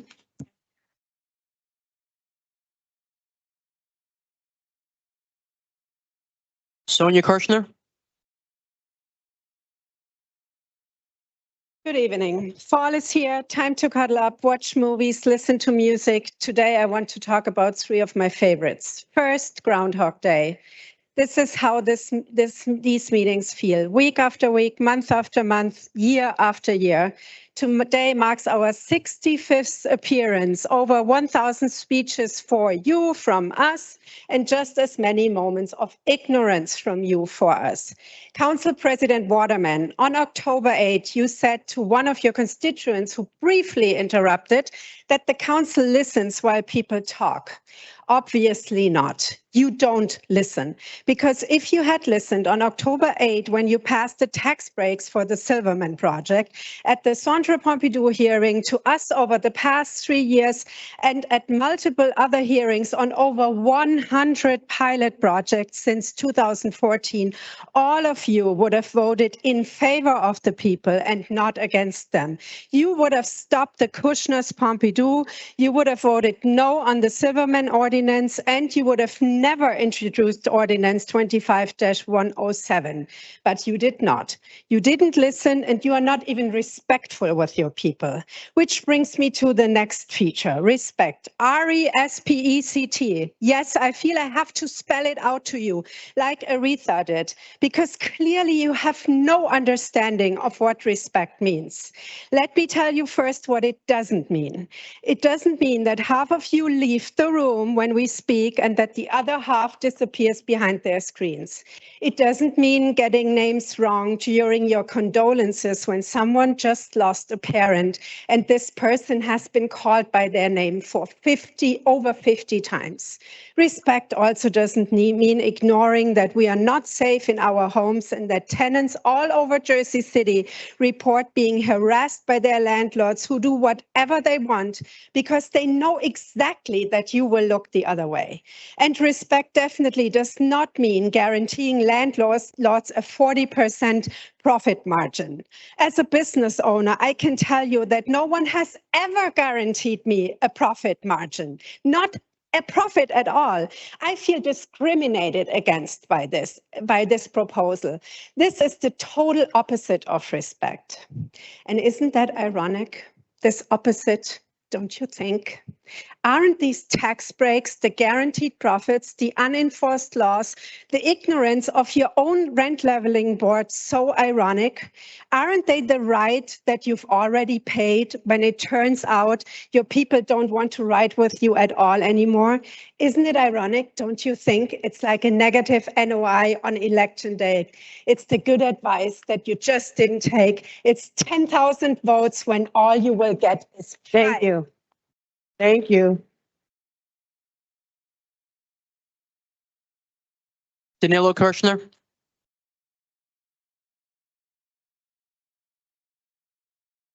Respect. That is the minimum we can expect from all of you. Here's a story about disrespect against all of us from one of you. The proposed ordinance 25-107 defines, I quote, an applicant may be entitled to a rent increase sufficient to produce a fair net operating income of 40% of annual gross income. Wow, let that sink in. 40% NOI.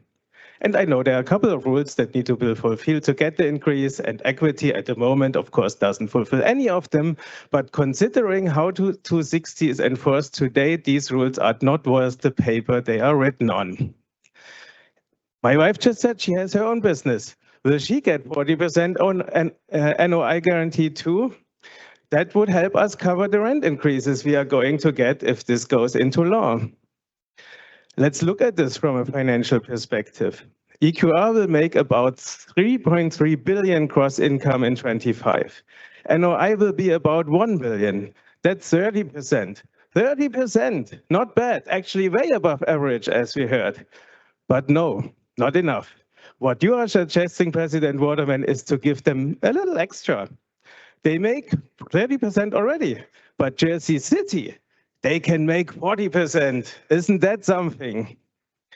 Based on average NOI per apartment, currently they make about 6 to 7 million with Portside alone. With the proposed ordinance, that number would go up automatically to 9 million without them having to do anything. No improved security, no super on-site, no functioning appliances or elevator, no upgraded bathrooms, nothing. 2 to 3 million more, just like that. But here comes the kicker. If finally this body enforces the fines against equity, their NOI would actually become negative. So a true motivation to fix things, right? Oh, wait, no, they just can increase rents until their NOI becomes 40% again. Thus, we renters would pay the fines they get for the neglect against us renters. Wow.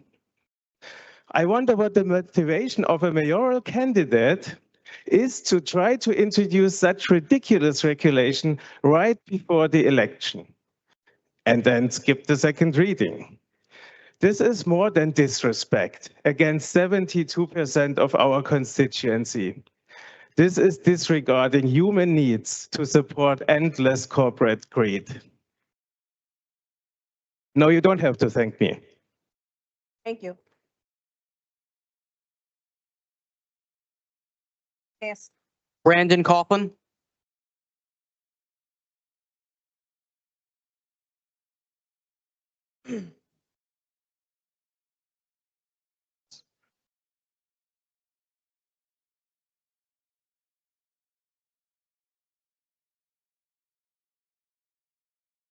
Good evening. I want to explain a trick our landlord equity residential uses. I call it the paperwork shell game. Now the shell game is a classic game. It used to be the most popular game played on the streets of Jersey City. And well, now it's played in the landlord offices of Jersey City. The goal of the game is simple. You've got three shells, and there's a little pebble under it. You mix them up and you get to guess on which one has the pebble in it. Spoiler, it's none of them. Now, how it works is the city says you must file Form A with 10 pieces of information. So equity files Form A with 8 pieces of information. You skip the exposure violations. Then when someone complains, like, we filed it, it's not our fault. We only filed it. We're in compliance, I suppose. And technically, they filed it. They just skipped the details and hope nobody would notice and keep claiming compliance. Our landlord does this in every building in the city, every form, every requirement, every time. Section 260-2F says register your superintendent. They registered something, but not who the superintendent is or where the tenants can find them. They might not even exist. They could be a ghost for all we know. Section 260-2G says register your base rents. They register something, but that's not the base rents from 1983. That would show what the legal rents to this day would be. They file enough paper to create a paper trail, but they leave out the parts that actually matter, the things that expose the truth and their violations. Now here's the catch around the shell game. You lose. The players can never win. The scammers always win. It's brilliant, really. If they filed nothing, you'd say they're not in compliance, but because they filed something, they say, we're in compliance. Meanwhile, what they filed is useless because it doesn't tell tenants who to call in an emergency. I, for instance, was trying to move furniture this past weekend. It took an hour and a half to bring it for an elevator to arrive to my apartment and for me to get the furniture out because I wanted to return the wheels. And when you try to, it's just paperwork. They file paperwork for the glory of filing paperwork to feed the giant paperwork machine, assuming that all that matters is they filed paperwork. And when you try to enforce the rules, they point to their incomplete forms and claim to be filed. And when you point out, they stick their fingers in their ears and yell, la, la, la, la, la, we filed. And well, that's what the ordinance requires, complete and accurate information, not information that helps the tenants and the city enforce the laws. And that's exactly what they don't provide because complete accurate would prove they've been violating the law for years. Thank you. Eve Taylor. Before Eve come, Jessica. Jessica, you addressed me about the ordinance. Where you at, Jessica? She went out? Okay, well, she addressed me about the ordinance because she is correct. Never would I hurt tenants. That is not my intent. This ordinance that I put forth was to get stabilization to rent. Now we are talking with different parties. People are sending me their concerns, and Councilman Saleh and I is working on drafting something that can pretty much help stabilize and not hurt. So people are giving me information, so I don't want it misunderstood. No, this is to help the residents, and we will continue to critique it until we get it right. But I'm just amazed with everybody that's running saying, this is a fog or whatever, but they never try to put nothing forth to help stabilize rent. I also want to add, if you allow me, Madam President, that the law does not guarantee Correct. 40% profit for landlords. In fact, in order to do the hardship application, that's the baseline, that they'd have to be under the 40%, but there are literally a litany of other things they have to meet. And I'll go over them right now, actually. Let's see, give me one second. On this. Load up. Provide proof of ownership of the units or dwelling for at least a year prior to the application. Submit 6 years of landlord registration statements or obtain a base rent calculation pursuant to this chapter. It says aver that there are no outstanding illegal rent petitions or failure to maintain services at the time of the application. Submit to reasonable inspection of the subject units, let's see, by the Office of Landlord-Tenant Relations. And then they have to submit proof of their expenses. They have to submit their statements. It is actually creating a larger body of evidence that needs to be submitted in order for them to have a hardship application accepted.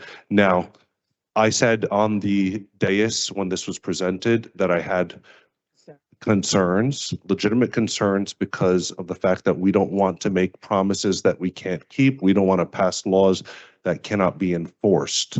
So Council President and myself and the Corporation Council had a meeting regarding this and how we could actually make it enforceable. And these are some of the same concerns I've had when Councilman Solomon brought up his ordinances, as you've seen before. But I hope you give the Council President the same grace you gave Councilman Solomon. Like, did anyone reach out to Council President to explain this? I don't know, but okay, he did. I forward your questions. Okay. He did. So I would caution everyone from jumping the gun on the Council President. She actually, if you guys are standing here against it, guess who also is against it? LEFRAC, all of the landlords. There has been significant pressure because it total misreading, and I'm happy to sit with you guys and discuss this.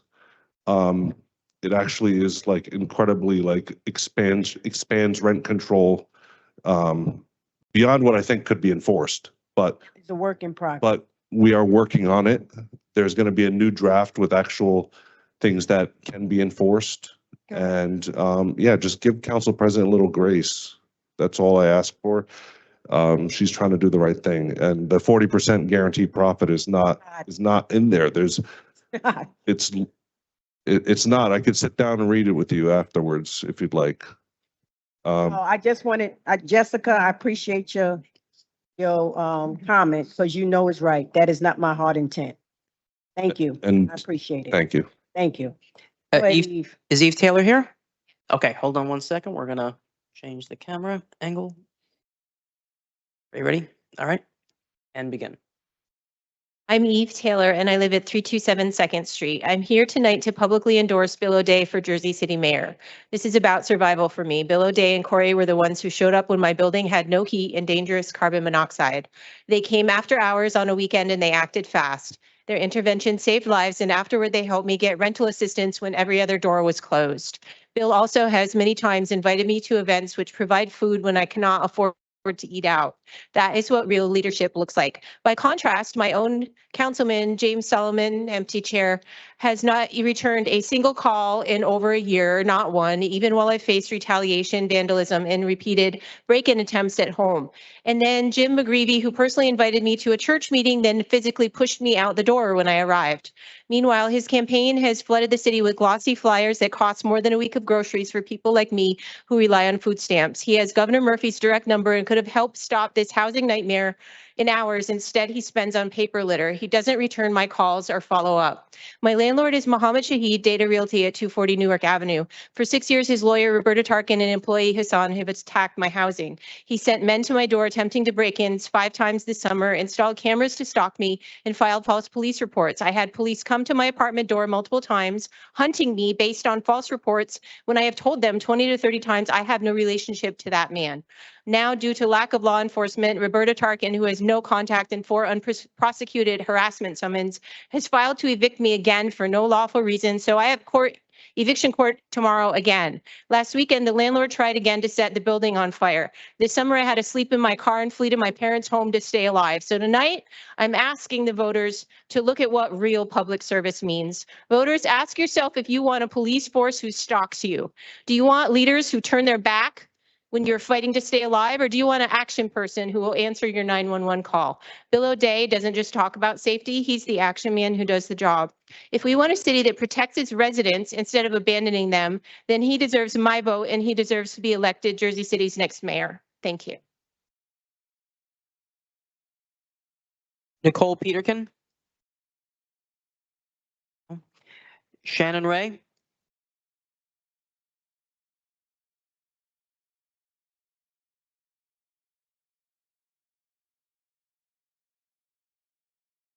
Good evening, Council. Prepared some remarks that I believe are still relevant. Former Governor Jim McGravy, candidate for mayor, issued a statement about Ordinance 25-107. Quote, "This situation highlights exactly why I've proposed a comprehensive tenants' bill of rights for Jersey City. We don't need complicated new rules that can be exploited by bad actors. We need clear, strong, and enforceable protection.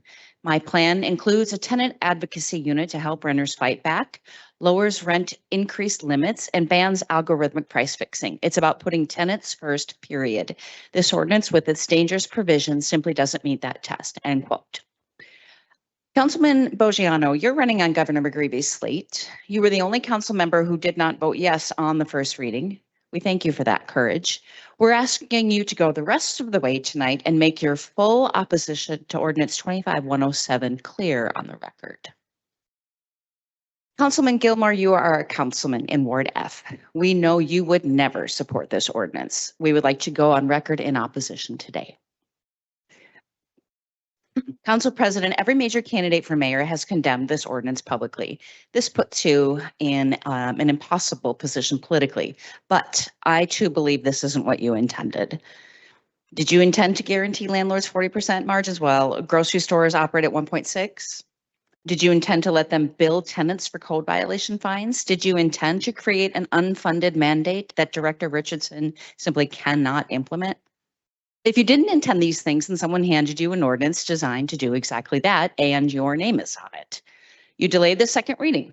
That tells me something felt wrong. But you thought this warranted a first reading. That means we've got to take it seriously. Governor McGreevy is right. We don't need complicated rules that bad actors exploit. We need enforcement of what we already have. The 40% guarantee, the fine pass through, the unfunded mandate, these are features designed to end meaningful rent control while appearing to help tenants. Council President, you have the opportunity to withdraw this.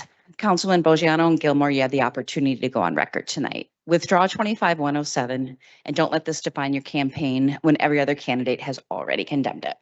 Thank you.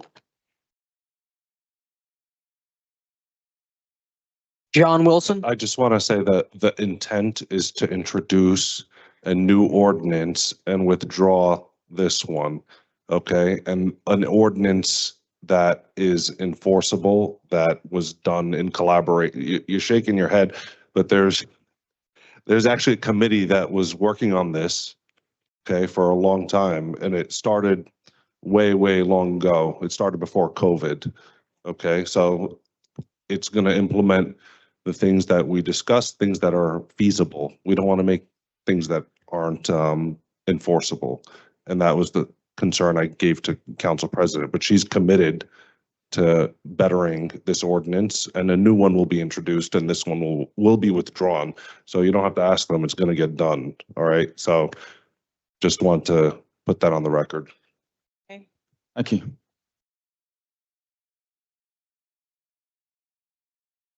Okay, yeah, so yeah, I was going to follow up on what Jesse Brown said, but obviously there's been a lot of discussion since then. But I mean, it's still a bit troubling the way it came about. You know, like it just was, when Jersey City banned algorithmic rent pricing, you heard from tenants, hours of testimony in here, press coverage, dialogue between council members and residents. You understand it because people who lived it explained it to you. But when you passed when you passed Ordinance 25-105 2 weeks ago, the same thing. Hundreds of speeches, conversations between tenants, advocates, and even the landlord lobby. But this one just appeared out of nowhere. No testimony, no conversations with tenant leaders or public input process. And there's nothing backing it up. No financial impact statement, no data showing current hardship procedures don't work. But the other troubling thing is when Councilman Saleh, when you said like, there's so many things that they have to meet in order to claim for hardship.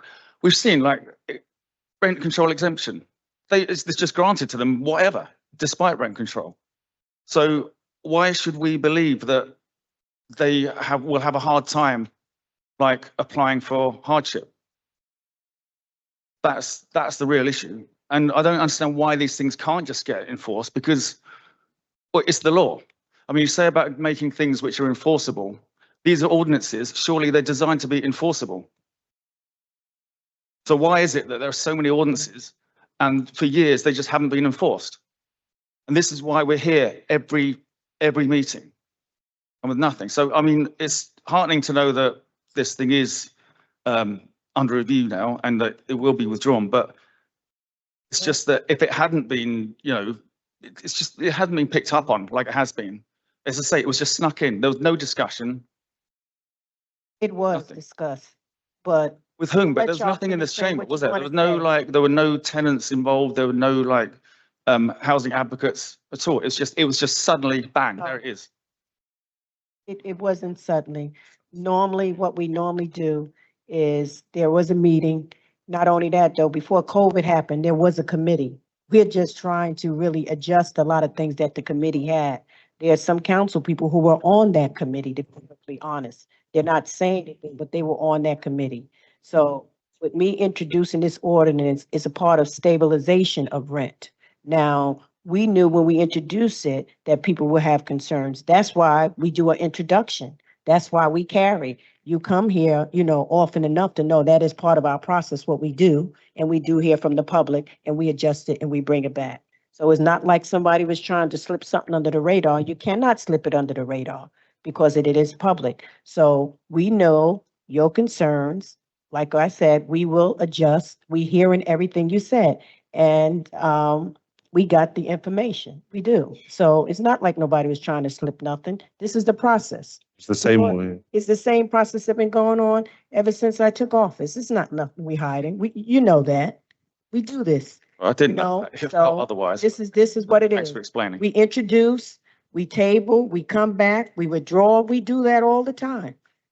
Okay? So it's introduced. We won't pass this one, but the whole idea is to get stabilization with rent. This is what we aim Well, at. that's good to know. Right, okay? And you saying that you are not going to pass this one, I hope. No. So we keep saying it. I know it's fine, but the live stream keeps going down, so it'd be good to make sure that's on the record. It is on the record. Right. It's the same way when Councilman Solomon had a bill to do $100 fine for each tenant.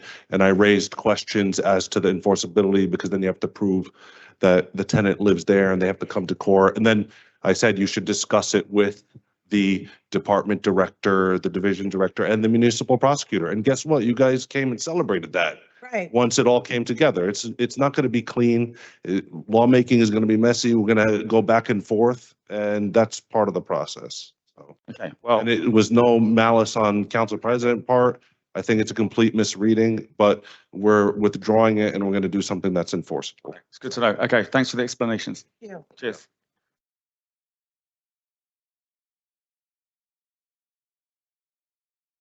Grace Jolly.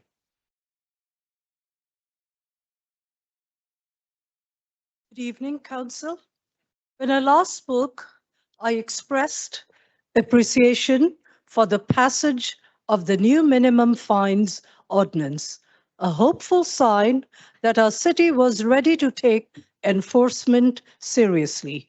Yet here we are just 2 weeks later, and I still find myself deeply concerned. Over 180 days of reported code violations have passed, violations that amount to more than $1 billion in uncollected fines. And despite that staggering figure, the only action taken has been citations for 3 malfunctioning vents and 1 unwrapped mattress. That is avoidance, not enforcement. Meanwhile, residents continue to live in fear and frustration. Our buildings still lack required 24/7 uniformed security. We come home at night unsure who may be in our lobbies, and when we wake up hoping nothing serious happens because there is no one on site to respond.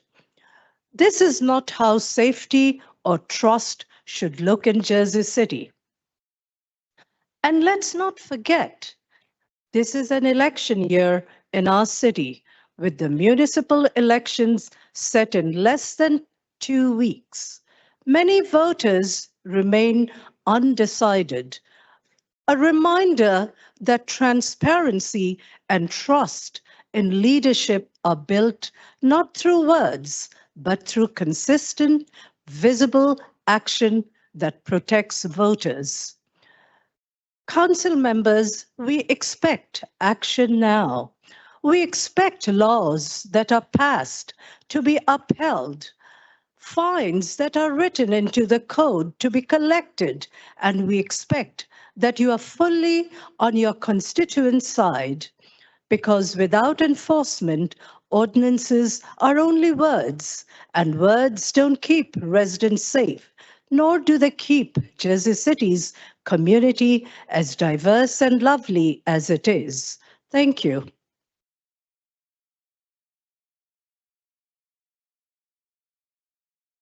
Drew Kochanowski? Not here. Tara Smythe?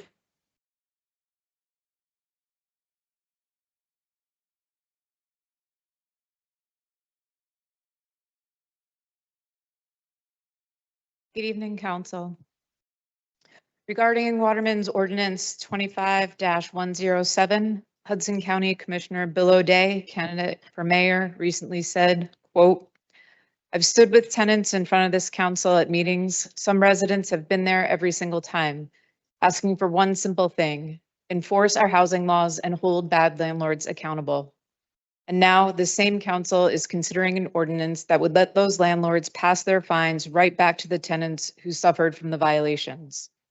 That tells you who they're really listening to. The council I lead as mayor won't even entertain legislation like this." End quote.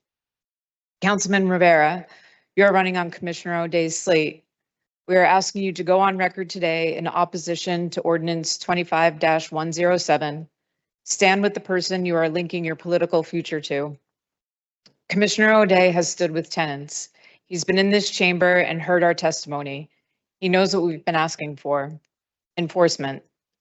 That's what we've asked for 3 years.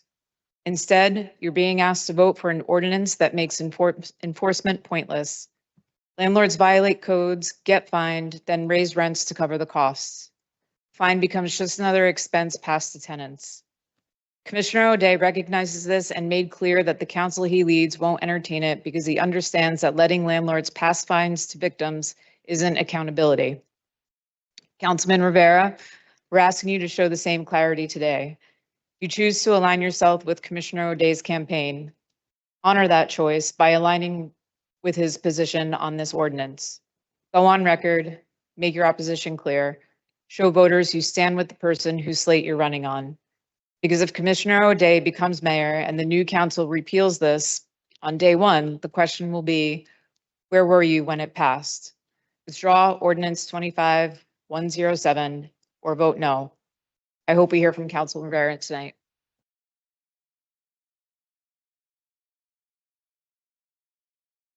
Michelle Hirsch?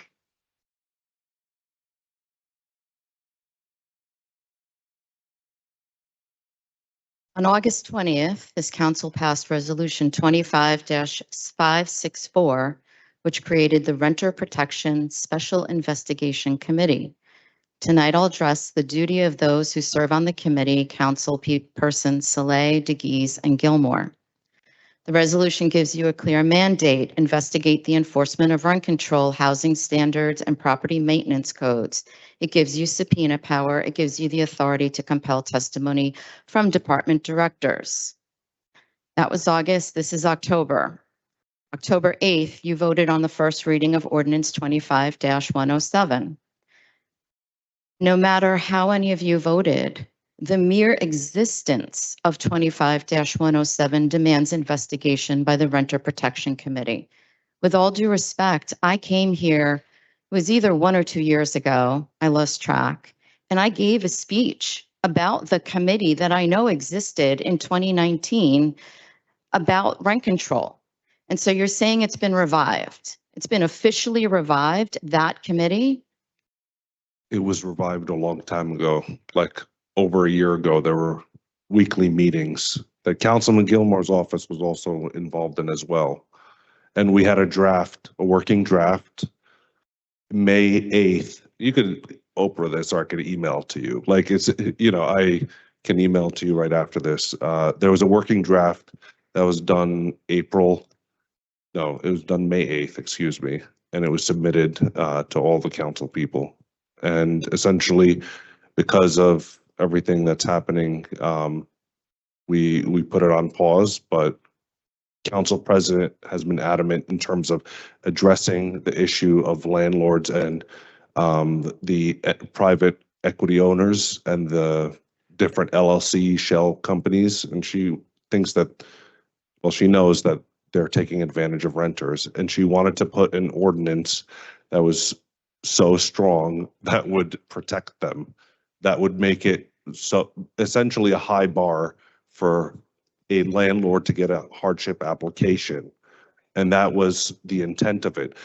Now, when I read it, I said that this is going to be very hard to enforce, and it's the same things that we have discussed here on this dais with any of the ordinances that have come up, no matter what. Like, we want to make sure that it's enforceable, or else it's words written on a page, like what was the speaker just said. And so we had a meeting today about it, and we're incorporating the draft that was, it was almost final draft, essentially, of years of work. Even before 2019, Councilman Solomon, some of his work's involved in there as well. I'm not going to take credit all by myself. Like, it's been a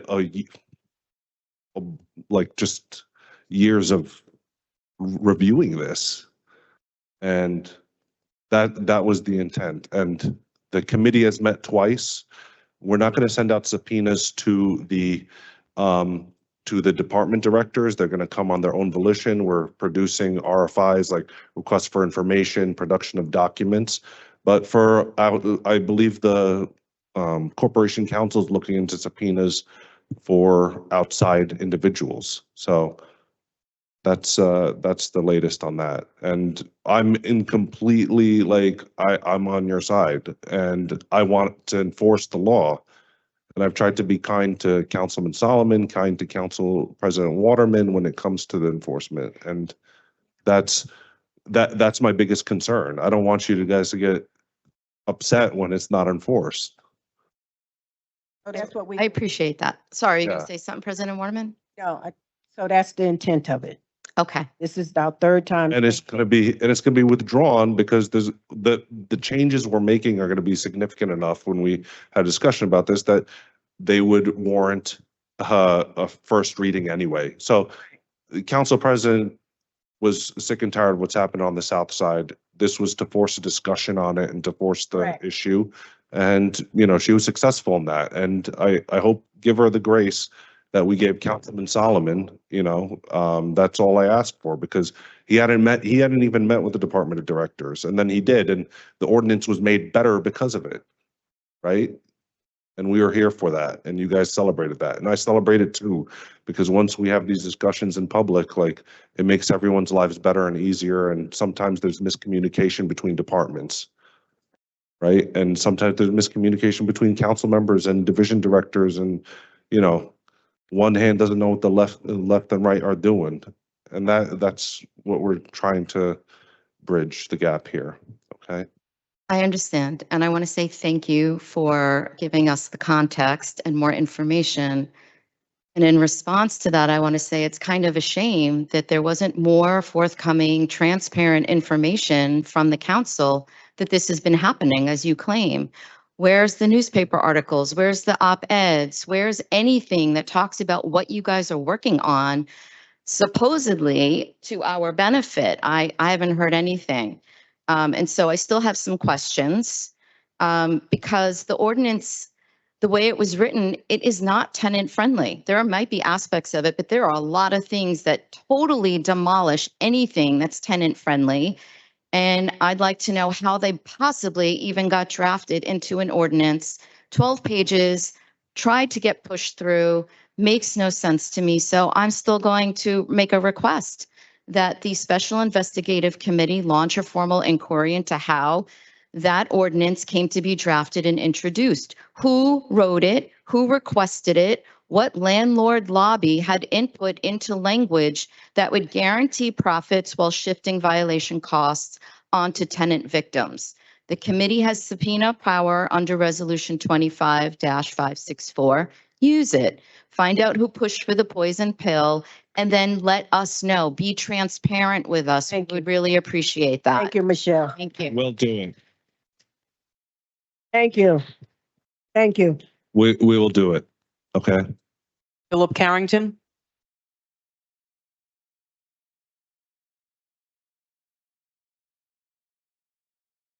Members of the council, I want to thank you for allowing me to speak. I'm here to speak on the issue of taxation without representation, but I'd be remiss if I didn't speak on number 12, Ms. Desai. All light-skinned people, I don't care where you're from, India, Brazil, Mexico, they're all racist towards Black people. So if she have a problem with what the Black man said about it, it's wrong, but she should also be consistent and let us know how racist they are towards Black people. They are upset because they're not being treated as white people. So you uphold the white card all the time. So I don't care what the Black man said about her. She didn't say what the Indians say about Black people, and I know they do. I'm 72. And in Barbados and Trinidad, they are as racist as you can towards Black people. So you need to go somewhere with that. Be consistent and don't play me. I'm here to speak facts. June the 10th, 2022, a group was allowed to block Martin Luther King Drive. Approval? June the 22nd, 2022, another group was able to block Oak Street and Martin Luther King. July 11th, I was prohibited from blocking Oak Street and Martin Luther King Drive. On that block, I own or control 6 of the 11 parts of the property. I was going to hold a cultural event. I'm here also because I received this disturbingly letter from Joyce. About a month after, didn't give me an explanation as to why it was closed. Joyce gave me a fraudulent letter, cover up the behavior, saying we don't block Martin Luther King Drive because it is close proximity to a senior citizen center and have a business bus route. Again, they block it 2 times here, but then for me, it don't block. That's not really true. What I was planning to do was to have a cultural event. Again, I don't pay 1 set of taxes on the commercial district. We pay 2 sets of taxes. So I'm a taxpayer. But the white people from Pompidou, from France, was allowed to come here and hold a hearing. And all I say to you, look, I need a hearing as to how this occurred and how this is allowed. Pompidou not only got a hearing, they got grant money, they got tax abatement. And the Black man who's paying 2 sets of taxes can't get a hearing. So what this here really does, Joyce, and I wrote you several letters over and over again. I came here, I didn't call your name, but I asked you to correct it. You didn't correct this letter. What this letter really do, Joyce, is impact upon your credibility. It shows that Black people that are there, who's supported by the mayor or support the mayor, doesn't give a damn about Black people. Again, I am not begging for any grant money. I'm not asking you to do anything just to correct this letter. This letter is really a lie. Letter, I never saw the letter. Donna Dorgan. Copy of the letter.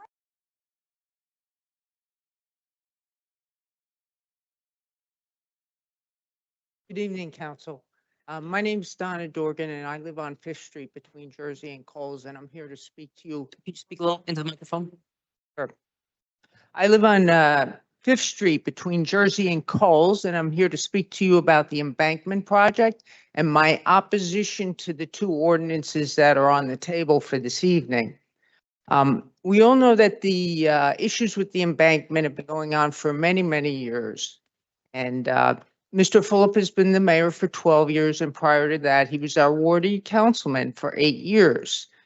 We're in the midst of a mayoral election in which every single candidate is in favor of making the embankment a park.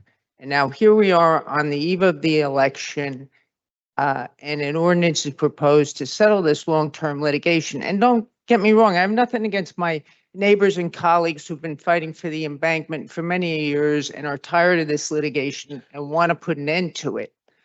But I'm concerned about a lame duck administration entering into a contract with another developer for this park, because there's going to be ongoing issues that have to be negotiated with this developer. And if you go enter into the contract at this point, you're basically tying the hands of the next administration, because they're going to have to live with this deal. And this could end up, depending on how it works out, in even more litigation, and could force this matter to drag on longer and longer. So I'm asking you to empower whoever the incoming administration is to allow them to negotiate with the developer and to seek out terms which are favorable to the city.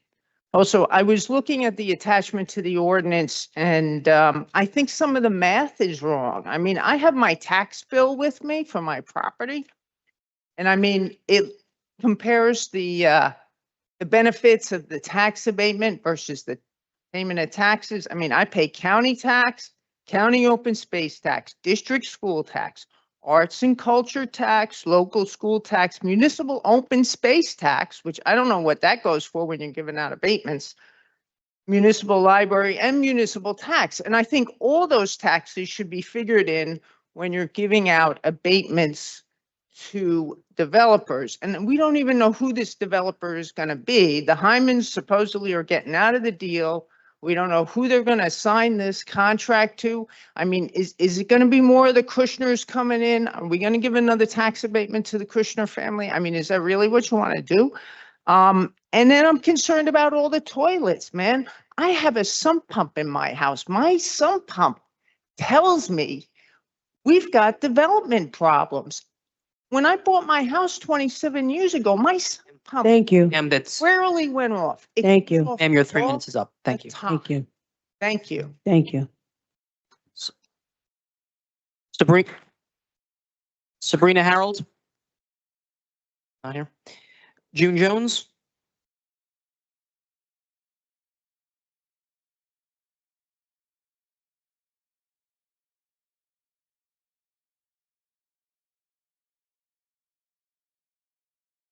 Good evening, council members.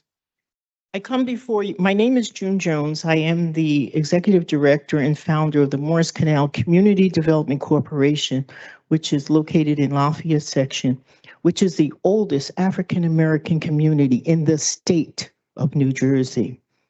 I come before you today with a heavy heart and a deep sense of frustration regarding the recent challenges faced by our nonprofit. Despite our commitment to developing affordable housing, we have encountered numerous obstacles that have hindered our progress. We have spent nearly $600,000 on our project to construct 47 condominiums for families to own, with at least 20% designated for affordable housing. We believe that home ownership is important and is vital for our community, but our efforts have been met with significant difficulties. I believe we have been hoodwinked and discriminated against. This experience has made it very painful and clear to me why diversity and equity and inclusion, DEI, initiatives are crucial Unfortunately, the reality we face reflects the sad truth for many that this administration's leadership clearly believes that DEI symbolizes discrimination, exclusion, and inequity. When we approached the mayor for a tax abatement, we were turned down. We were initially supposed to acquire the property for a nominal fee, only to be assessed $970,000 later. The Jersey City Redevelopment Agency used an appraisal that never was validated, clearly marked as a draft, to guide their decision. A parcel of land designated for our project was sold in a city auction to an individual from Brooklyn. And the JCRA even lost our signature page of our redevelopment agreement. On top of that, the JCRA director insisted on conducting a second environmental investigation on a property we had already thoroughly evaluated. All of these incidences collectively delayed our project approximately 4 years. It is unconscionable that our designation was terminated on February 16, 2021, during Black History Month, just as we were preparing for a groundbreaking ceremony. Our commitment to this project never wavered, even during the COVID pandemic, when so many other businesses stopped. Yet, we witnessed the city granting 18 acres of prime real estate and $2 million to the Liberty Science Center for construction of SciTech City, a controversial science school that has yet to be realized and materialized. And $2 million for that. And now you want to build Ma'am, your 3 minutes is up. Thank you. I'll come back and finish in 2 weeks. Lily Hecht.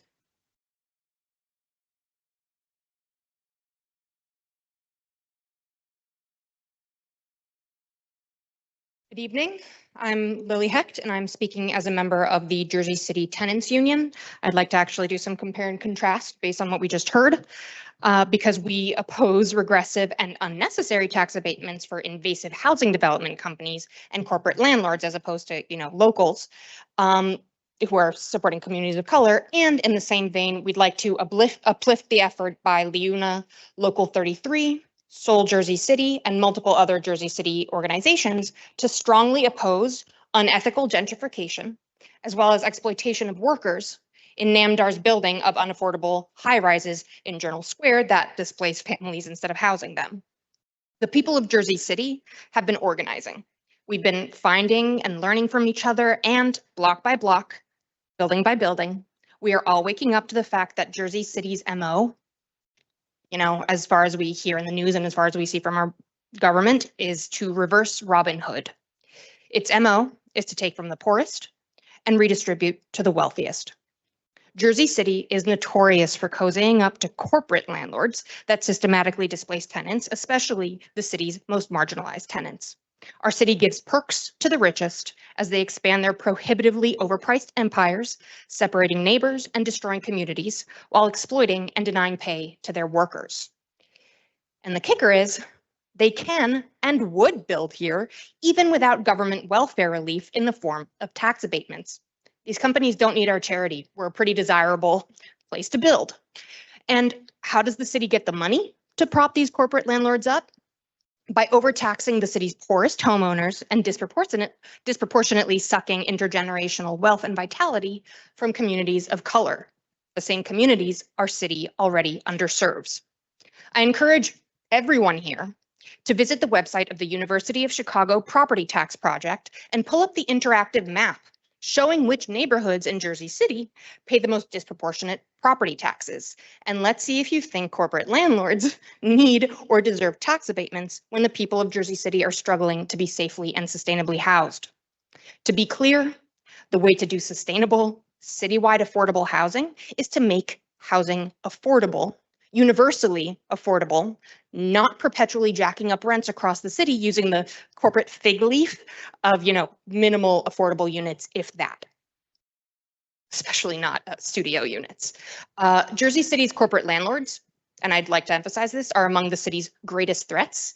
to public safety. As they build their invasive housing monopolies, living in Jersey City becomes untenable for local families in perpetuity. Our union sees this every day. There's pest infestations, weeks with no heating or hot water, toxic mold, walls and ceilings that collapse. And that's if you're lucky enough to have a place to live.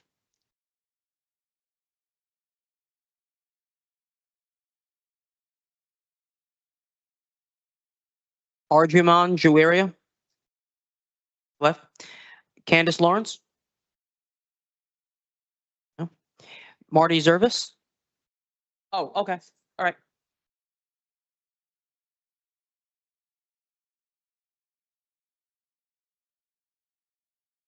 Hello.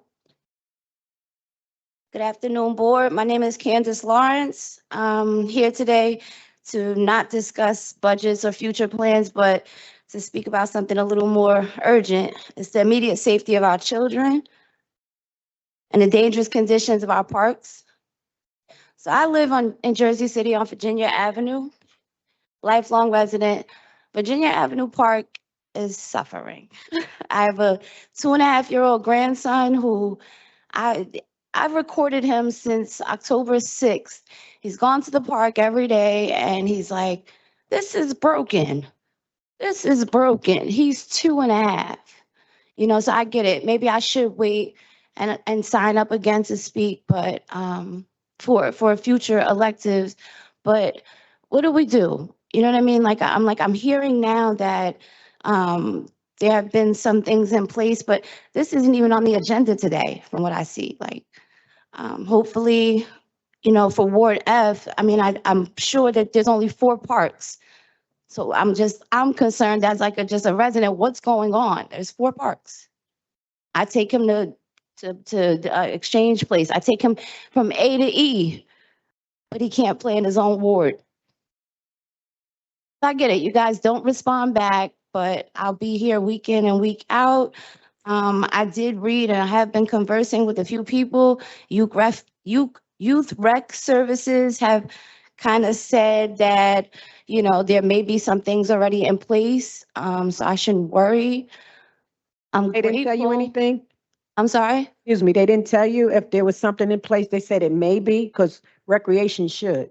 Well, it's merely I'm new to this, so this is my first time. I didn't really know what to say, how to. Good, you're Got doing you. good.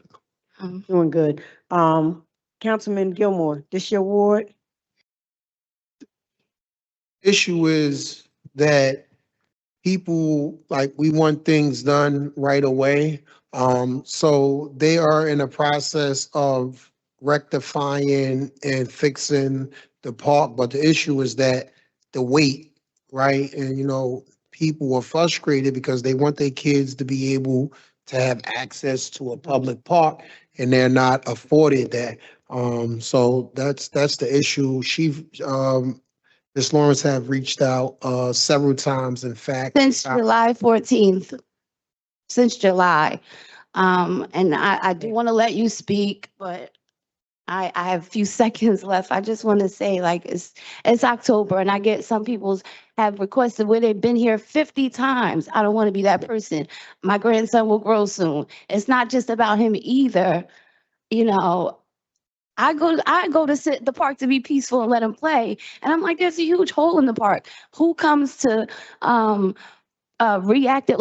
proactively see what's going on at these parks as opposed to reacting to just a civilian saying, hey, that's broken. You know? Thanks. Right. Could you give me my aide as she stepped out, but if you at the end, send me your information. Okay? I'll come down to get it because she stepped out. Marty Zervas. No. Tom Monahan.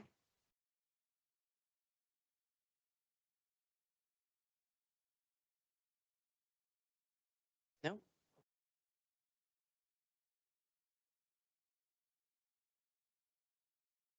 Good evening, counselors. My name is Tom Monahan. I'm a Second Street resident, a lawyer, a parent, and I'm the past president of the Harsimus Cove Association, Harsimus Coves Neighborhood Association. I'm speaking tonight in support of the tremendous community benefits that would be obtained by the settlement agreement involving the Harsimus Branch Embankment. This is in large part thanks to the Embankment Coalition and the many people who have worked for decades to make this happen. Like any good settlement, while achieving a tremendous goal and finally taking a concrete step toward turning the embankment into a phenomenal wild open space in the heart of downtown Jersey City, there are many things to be unhappy about. And I'm unhappy about the massive windfall the Hyman interests and the LLCs and the Albanese organization they're getting here in 30-year tax in a 30-year tax abatement. Make no mistake, these are bad actors that engineered an unlawful transfer from Conrail and held the embankment hostage for decades. We should not let the Albanese organization whitewash the bad acts of Steve Hyman and Victoria Hyman and the LLCs with renderings of a park and promises for the future. For decades, these very same entities fought this at every step and have deprived us of having the embankment park built for many, many years. That is their legacy. It is important to remember that a leopard doesn't change its spots. A leopard eats your face. And we've been dealing with these leopards for years, which is why I believe the city should demand more concrete enforcement provisions in the settlement agreement to ensure that the LLCs and the Albanese organization actually deliver on the promises outlined in the settlement agreement, namely delivering blocks 2 through 8 and providing the community benefits promised by the agreement in a timely manner. This could be accomplished by a mortgage lien in favor of the city with respect to blocks 2 through 8 that would become enforceable after the 5-year term in Section 3 expires. That would give the city a simple way to acquire title if it is not timely delivered. I also think the city should likewise insist on a mortgage lien against Block 1, the Block 1 property that the Hyman interests are getting, for the value of the community benefits. That way, if the developer fails to deliver those benefits, either due to claimed lack of funding or otherwise, the city would have an easy enforcement mechanism to ensure that it has the funds to complete the development. I hope that the city insists on these simple enforcement measures, which the Hyman party should have no problem agreeing to if they actually intend to keep their promises. I think we should be proud of this what this settlement would accomplish, while knowing full well who we're dealing with. After all, they've been fighting us for 25 years. Thank you.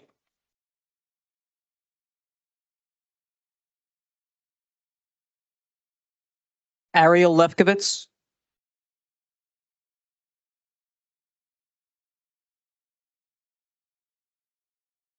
Hello and good evening. My name is Ariel Lefkowitz. I am a resident in Ward F, looking across the street to Ward E, and I'm also a policy specialist with the Humane World for Animals, previously known as the Humane Society of the United States. I'm here speaking in support of agenda number 3.3, ordinance number 25-113, which is the retail ban for dogs, cats, and rabbits in Jersey City pet stores.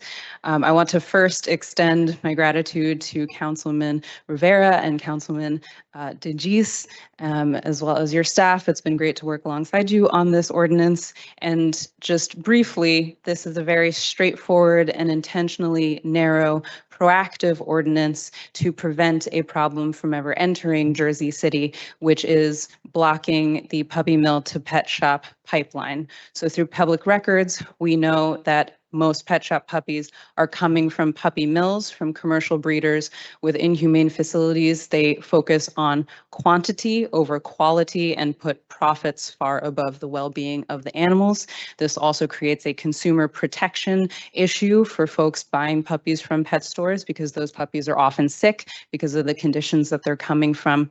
Some puppy stores can also offer financing through third parties, which can put people at interest rates above 150% is what we've seen. So since there are no puppy selling pet stores in Jersey City, this is preventative. And this is blocking, for example, stores from New York that just enacted a state law in December from coming over to New Jersey, which some of them have already started moving into New Jersey and trying to access the New York City market from across the river. So this would only affect pet shops. It would still allow for adoption day events and collaboration between animal shelters, animal rescues, and pet stores that decide to work together. It would also allow folks to continue to get the choice of their pet from an animal shelter, a rescue, or a responsible breeder who only ever sells directly to the public and never sells through a third party. And I do hope that the full council will join the co-sponsors in support of this ordinance and join over 500 communities nationwide, as well as 154 in New Jersey. Thank you so much for your time.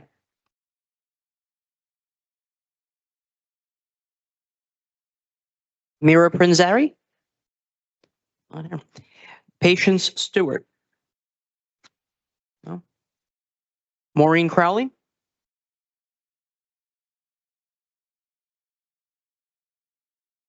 First, I'd like to ask permission for the next speaker to come up with me. Stephen Gucciardo, we're talking about the same issue. Is that okay?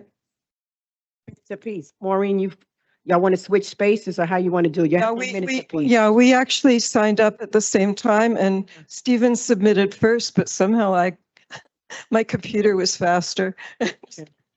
Okay, so he wants to go first and then you go? Okay, that's fine. 3 minutes.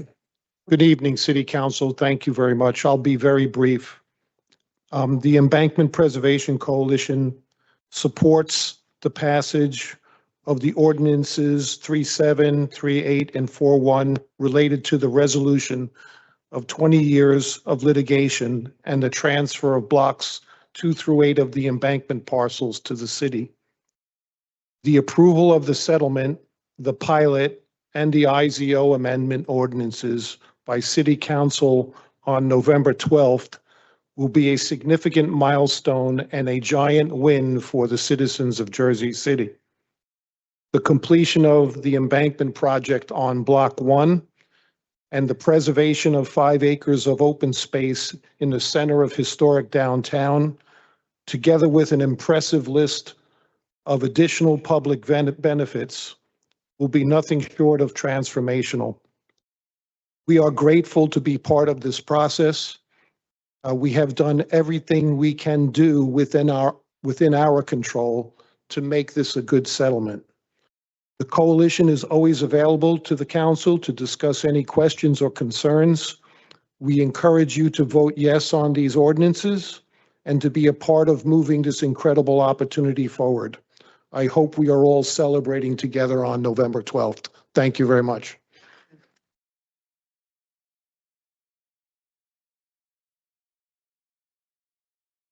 I just wanted to say that this is really the culmination of incredible efforts for 27 years. Thousands of supporters, thousands of people who commented at the Surface Transportation Board on our issues.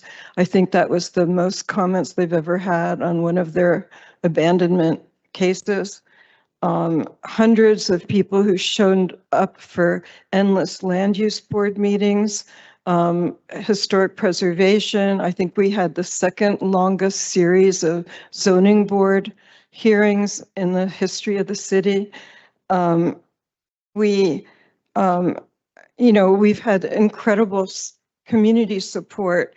We've also had at least 40 local, citywide, regional, and national organizations who've given us their support, including the litigation partners, Rails to Trails Conservancy, the National Trust, filing litigation briefs. So just amazing. It's taken more than a village to get here. And so in addition to the benefits in the ordinances that are enumerated there that Stephen mentioned, we're going to have incredible benefits going forward that aren't enumerated, but they're there. We're going to retain the embankment forest, the only Jersey City area that meets American forestry standards for urban tree canopy. We're going to protect the historic districts that were threatened by development all along the embankment. We're going to control stormwater important to hundreds of properties adjacent to the site. And the energies expended by all the parties in adversarial litigation can now turn to constructive engagement in creating the first segment of a park and safe off-road trail that will serve all the people of our city. Thank you for the actions that you have taken to defend the city resource. And we hope that you will vote to approve these ordinances on November 12th. Thank you very much.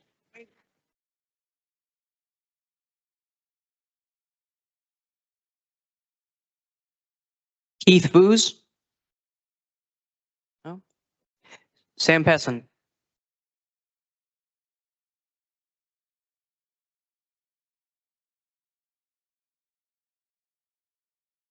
Thank you, Council. As a member group of the Embankment Preservation Coalition, the Friends of Liberty State Park 100% supports the Embankment Preservation Coalition's positions and the statements we just heard. This urban reuse of former railroad tracks as public parkland to serve the public good is enlightened, visionary, and necessary to benefit future generations. You have this golden, once-in-a-lifetime opportunity to take action to end this 27-year battle to save and reuse this embankment, priceless, unique, urban, natural space for positive and peaceful passive recreation with all its quality of life and ecological benefits for generations to come. So I urge you to honor and bless Jersey City's future by this action. And I feel that this is the best, greatest, most beneficial community give back from any abatement in Jersey City's entire history. This park will also be accessible to people from throughout Jersey City. It doesn't just benefit a couple of blocks in either direction, but people from the whole city, from every ward, will be able to get to the embankment to enjoy it and be uplifted by nearby bus and light rail and the PATH train. And the embankment park will also be a link, an amazing link to trails east and west and north and south. Just as Liberty Park is a great blessing to all who visit, this elevated urban forest with trails will also be a great and spectacular urban green treasure. So this is a historic and exciting opportunity, and I urge you to please unanimously do the right thing when you vote in 2 weeks. And I lastly want to thank and praise the leaders of the Embankment Preservation Coalition, Maureen Crowley, Stephen Bucciardo, and Jenny and Bethany and the whole board as persevering, unsung heroes of Jersey City. Thank you.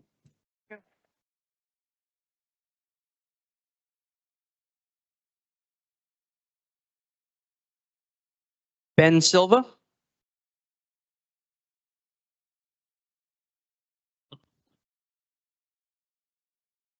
Good evening. Can you all hear me okay? Yeah. Good evening. My name is Ben Silva, Bensilva, and I reside and vote at 3186 6th Street in Jersey City, New Jersey. I am the business agent for HPAE Local 5186, proudly representing over 200. Come closer. Closer to the mic. Can you hear me? All right. I'm the business agent for HPAE Local 5186, representing over 200 RNs at Christ Hospital, now Heights University Hospital. The last time I spoke at our last meeting, I reported that our members had received layoff notices, but no plan from management. This morning, we learned their plan. Over half of our members have been told they will be laid off effective on Saturday. They're closing the endoscopy unit.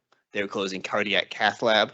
They effective on Friday. They'll be reducing med surge to 18 beds. They're be reducing the ICU to 2 beds. And what they're going to do with this property, as we warned you all 2 weeks ago, is redevelop it into a 10-story monstrosity spanning one end of the property to the other. This will effectively destroy Heights University Hospital and reduce the number of jobs and the care that our community will receive.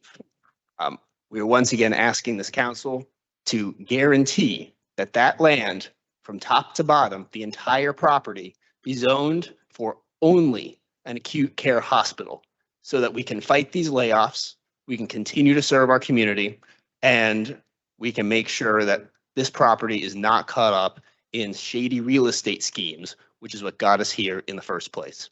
Thank you. Bob. Bob. Brittany, is this area zoned for a hospital Oh, not now. that you know of? It would have to be if there's a hospital there. It would have to be? Yes. there should be. So can we Should be just the get a rezone for like to keep it as a, He's talking to the attorney. You don't have to worry. Can be. That's right. Ben, you're gonna be surprised. Oh, I don't know the details about it. I'd have to speak to planning and the planning board about it. I'm not sure about Zoning. anything that's going on right now okay, or zoning. thank you. You want to find out the zoning? Want to know what it's zoned as? and Yes. What the That's- process would, Maurice can tell you. Medical. we would all be against. Wait a minute, wait a minute. Excuse me. Brittany, answer our question. Is it zoned as a hospital or you don't know? You I have to- believe it's zoned M for medical. Oh, I believe so. So I guess the bigger question is, how do we keep that designation? Or, well, I mean, it's zoned already, so. Oh, so it's contingent upon the step. Let the, Okay. All right. The next speaker is Cheryl Mays. okay.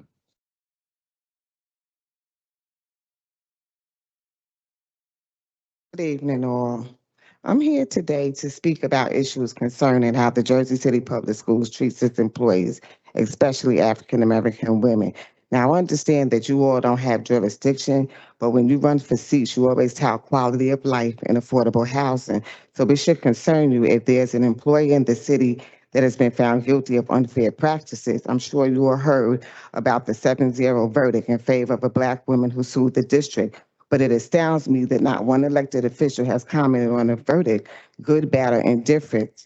And the district recently settled another whistleblower lawsuit, $1 billion budget, hard at work taxpayers. And if you're running for mayor, there should have been a comment. Let me just run down some of the problems we employees under Local 2262 face on a regular basis, not being paid overtime in a timely manner. As per the CBA, our salaries have been incorrect for the last 11 years, and we went to 2 accountants who verified that. 10-month employees have not received vacation days as per the CBA, and some 12-month employees have not received their accurate allotment of vacation days. Some of us recently realized our longevity is incorrect, and others haven't been paid any longevity, even if they've earned it. We know that everything that takes place in the school system has a dollar amount attached to it, and there were more than 2,000 findings in the HR department's audit. Most of the board is too busy fraternizing to govern the district, but your city officials and the quality of life for all residents should concern you. And unfortunately, our union works with the employer to keep us at a financial disadvantage. We were the first women to hold leadership roles in our union. And as you can see, we're Black women. She was the first Black person to hold the role. And I was the second I was the second Black person to hold mine. She was the president, I was the vice president. And our own affiliates, we believe, with the help of the district, plotted to unjustly remove us, and they were successful. See, we were holding the district accountable to the letter of the contract. In other words, we didn't bow down. Lacking jurisdiction doesn't justify when people are suffering. It's clear that we need eyes on a higher level of government to look into this school budget to make sure that they're not abusing it. And I want to thank you, Waterman, for always answering me when I call. But as I said before, we have to kick this up, and I am working on getting the audit for you, the HR audit for you. Thank you all for listening.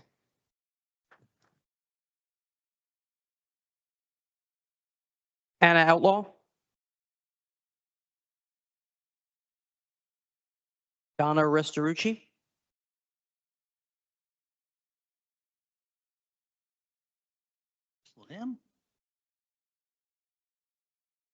I'll start off justice for Drew, justice for the people of Gaza who are being killed with weapons paid for our country. So I'm here in support of the ordinances of for the embankment for all three of them. And I have nothing more to add really than what other people have said. I just would like to reiterate the widespread support from the residents of Jersey City. I'm on the board of the Harsmith Cove Association, which is in the area of the embankment. We have been following this and supporting this for years. I haven't been here for years and years, as long as a lot of other people, but we're supporting it. And, I'd like to just say that the embankment's national annual meeting was held last week amid all the threats of the nor'easter, of the storm. I personally was thinking maybe, people wouldn't be able to come out. The room was full, it was packed. And that's the kind of support that the people have for the building this embankment. The people from the Embankment Coalition who negotiated this had done such an amazing job. And at one point, the proposal was not our proposal, was that we have historic plaques, as the answer to the whole thing, and not rejuvenating or preserving the embankment as a park for the people of all of Jersey City, not just our ward, but all over and everywhere. It'll just be great for children, for education purposes, for teaching them about nature, all kinds of things. So I think you need to vote in favor of all three ordinances to make sure that it actually gets carried out. And that's it. Thanks.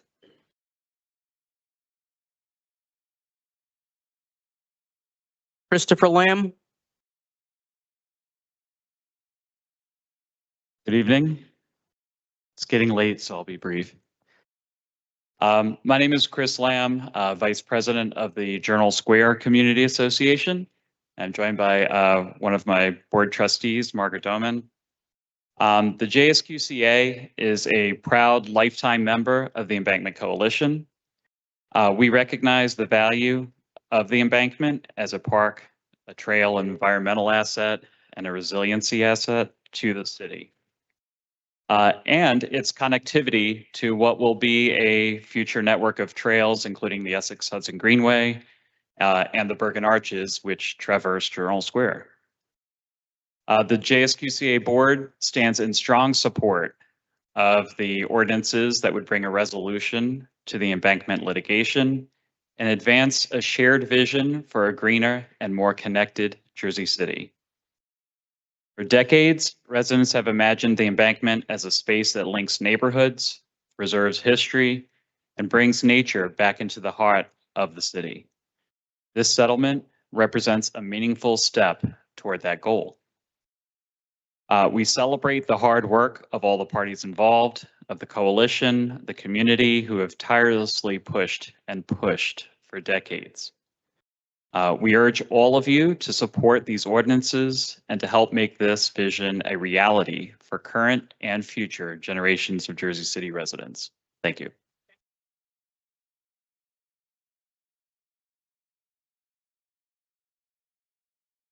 Jennifer Ann Meyer.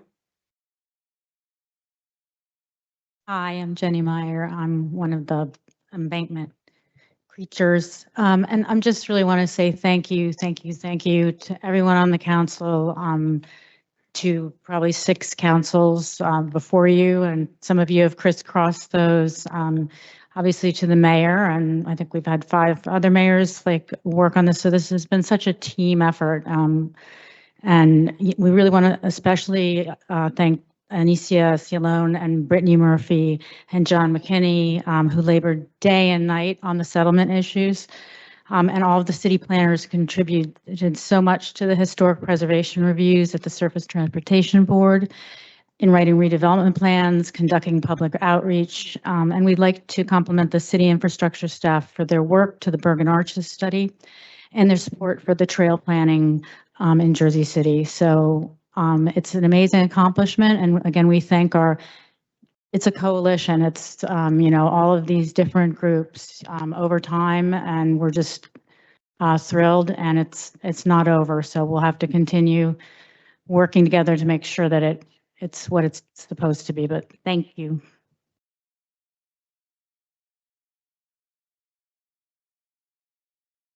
Makisha Jenkins.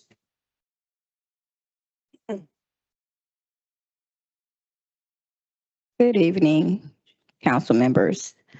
This evening, I want to talk about a couple of streets that need to be repaved. I drive these streets some mornings to get to work, and they are horrendous.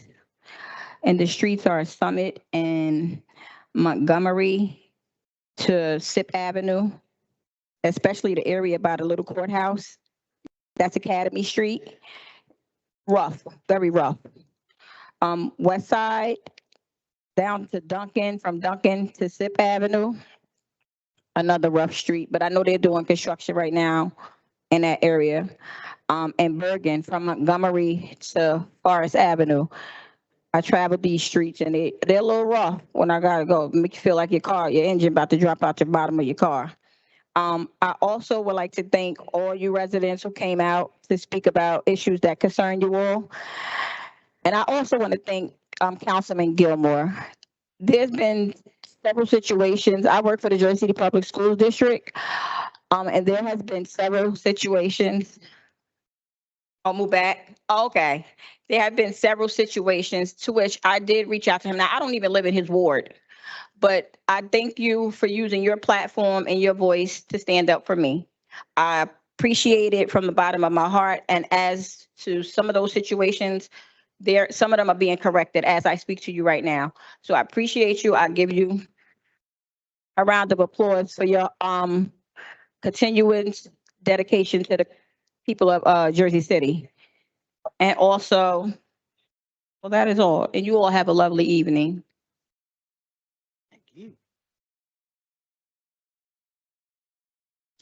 Karen Van Open. Good evening. I'm here because I have two requests. Firstly, I am the lead organizer of a children's garden in front of City Hall. It is a community garden that falls under the city's Adopt a Lot program.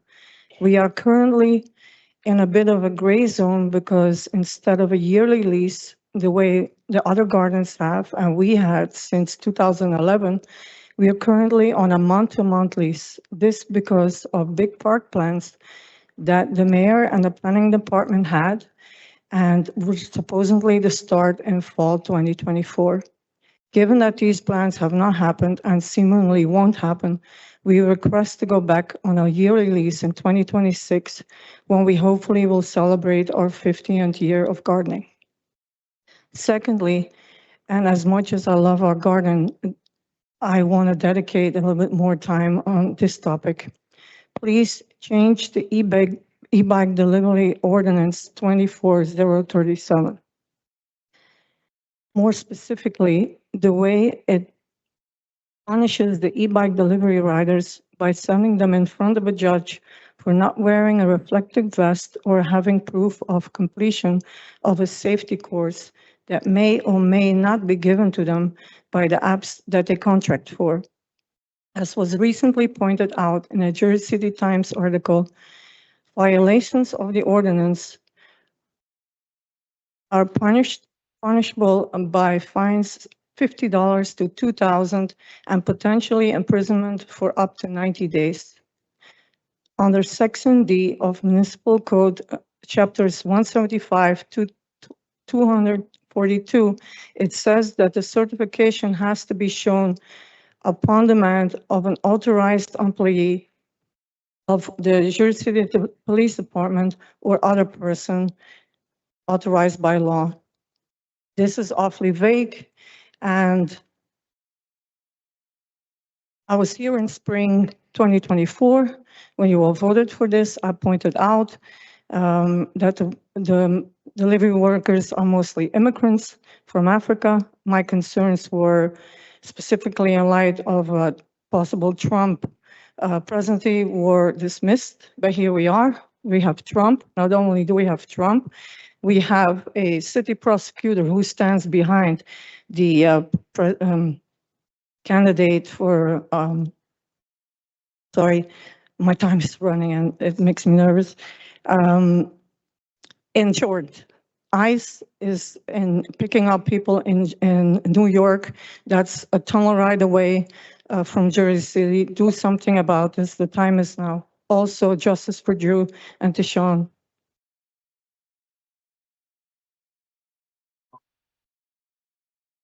Sydney Bogan.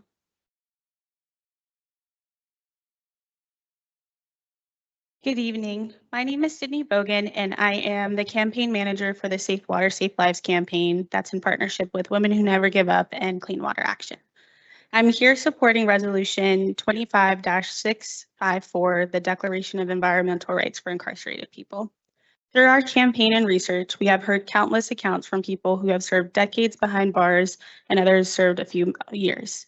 All share the same truth: environmental neglect rooted in racial and economic inequity, where incarcerated people are treated as less deserving of basic human rights.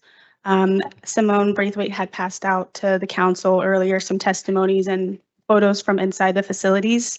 One testimony I wanted to share was a loved one who has someone incarcerated. Their loved one expressed heat stress-related symptoms and had to run to the shower to get water because that was the only readily available source of water for him. And you can see in the photo, the shower has mold and rust on it.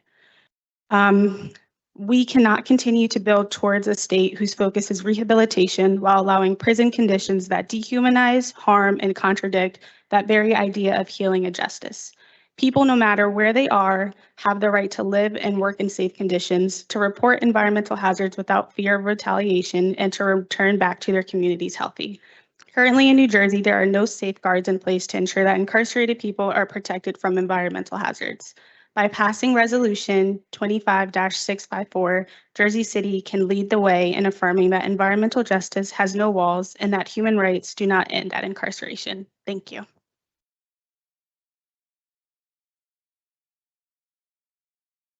Rob Kushner.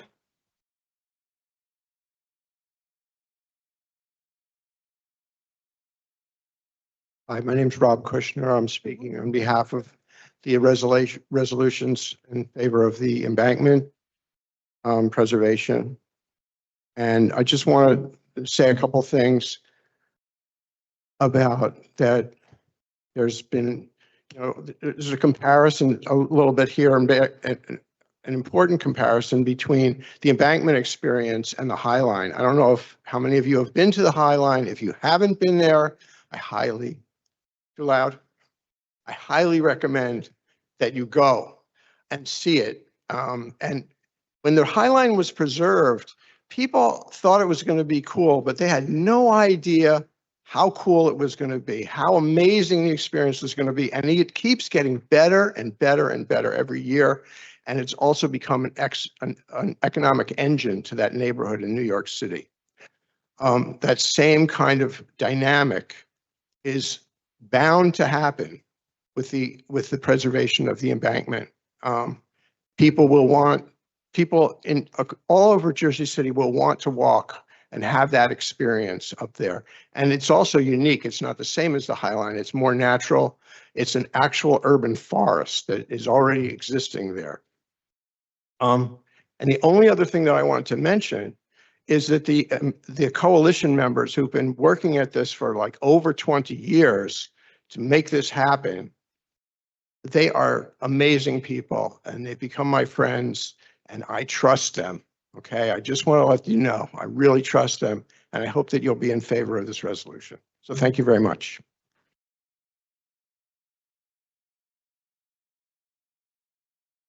Elena Little.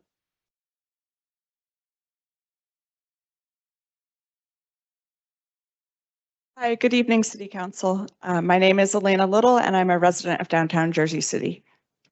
I'm here to speak in favor of ordinances 25-117, 118, and 108.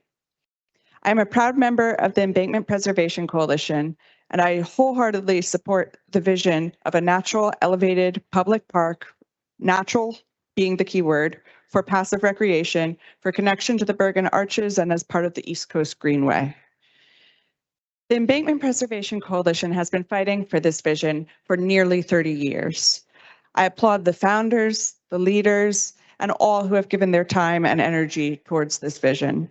This is truly a generational project, and I strongly urge the City Council to pass the ordinances to help make it happen. I also want to use the time I have tonight to say justice for Drew. I want to urge the city to fully implement the Arrive Together program and also urge the city to be planning ahead to ensure sustained funding for caseworkers and community-based mental health first responders after the Seabrooks Washington Act grant funding for a pilot program has been spent. Thank you. Justice for Drew.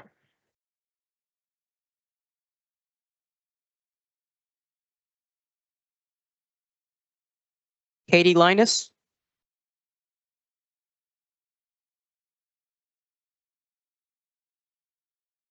It's Katie Linus, and I'm here.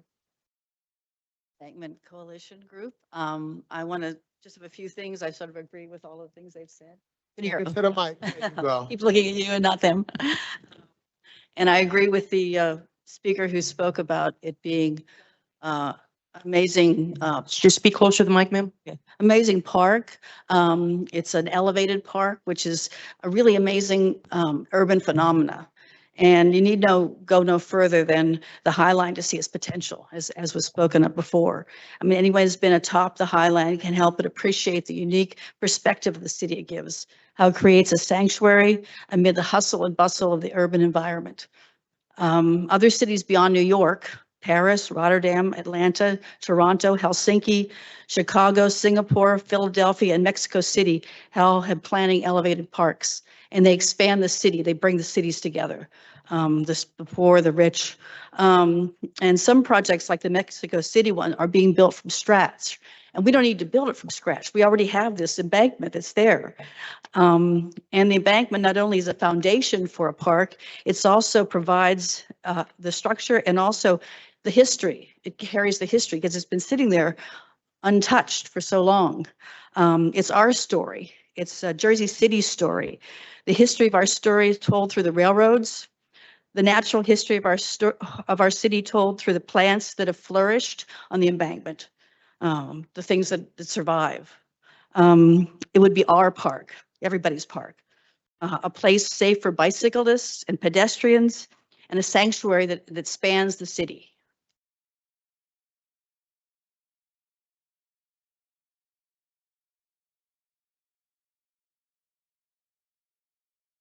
Tom Miller. Tom Miller. Not here. Sean Payton. Sean? Oh, this the last, oh, this the last one he said. Sean Payton. Good evening, Council. I'm here to speak about ordinance 25-107. I'm glad it would be pulled, but let's talk about what happened here.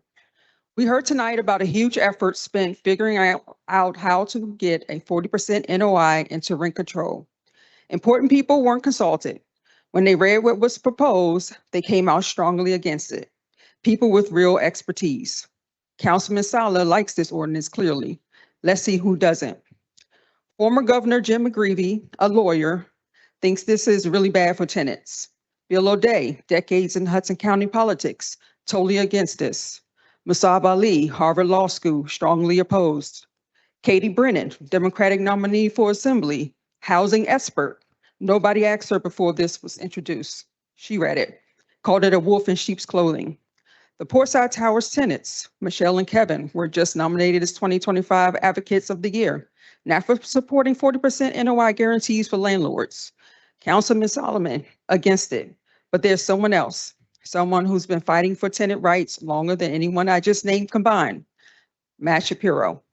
President of the New Jersey Tenants Association, Councilman Sala, did your committee reach out to him? Matt Shapiro leads the oldest and largest statewide tenant organization in the United States, founded in 1969. That's 56 years of advocacy.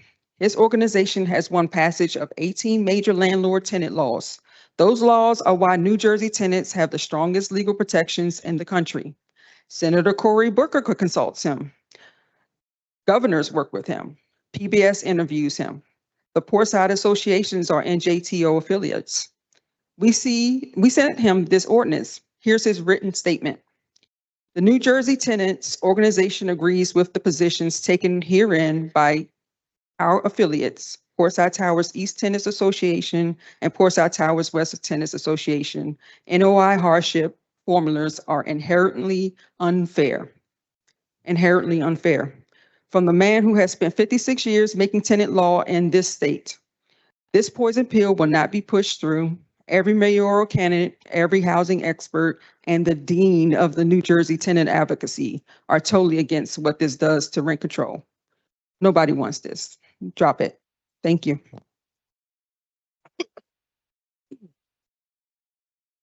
I want to reiterate, like I said before, that I had concerns with the law, and I brought them up gracefully with the council president, as I have done with my council colleagues in the past. Me telling you to give her the same grace you gave Councilman Solomon does not mean that I support the ordinance that was proposed, because I did it, I said, I raised my objections here in this council chamber. And we had a meeting about it today to scrap it and put something better. Okay, so I just want to reiterate that, because it sounds like I was in support of it, but also this is being misread. So I'd love to connect with that lawyer and have them connect with our law department and, see where the disconnect is. But again, me raising the objection that I did it in a respectful way, same way I did it with Councilman Solomon on multiple occasions. So, Yeah, I'm just glad that people take the time out to advocate for people who don't have the ability or time to do it. Because I share the sentiment of the residents, because for so long we've seen things in certain times and certain seasons push through. So this is not a far-fetched idea when people say, is this something that's being pushed through? There's a real reality. There's a history here. There's a pattern of this happening. I vividly recall things like this transpiring when I was a city employee working in the Department of Recreation. And this just speaks to the anger that residents feel when they feel like elected leadership is not listening to them. So I'm happy that it happened. I'm happy also that my colleagues have taken into consideration, and this is how legislation should work, right? It should be an introduction. People should have the ability to vet that process, look at everything that's good with it, and throw everything away that's wrong with it, to make legislation that affect the lives and real people in real time. So I'm gratefully it played out like that. I'm grateful that that proposal wouldn't be going through and that something else is coming up. So thank you to everybody that was involved, all of the experts.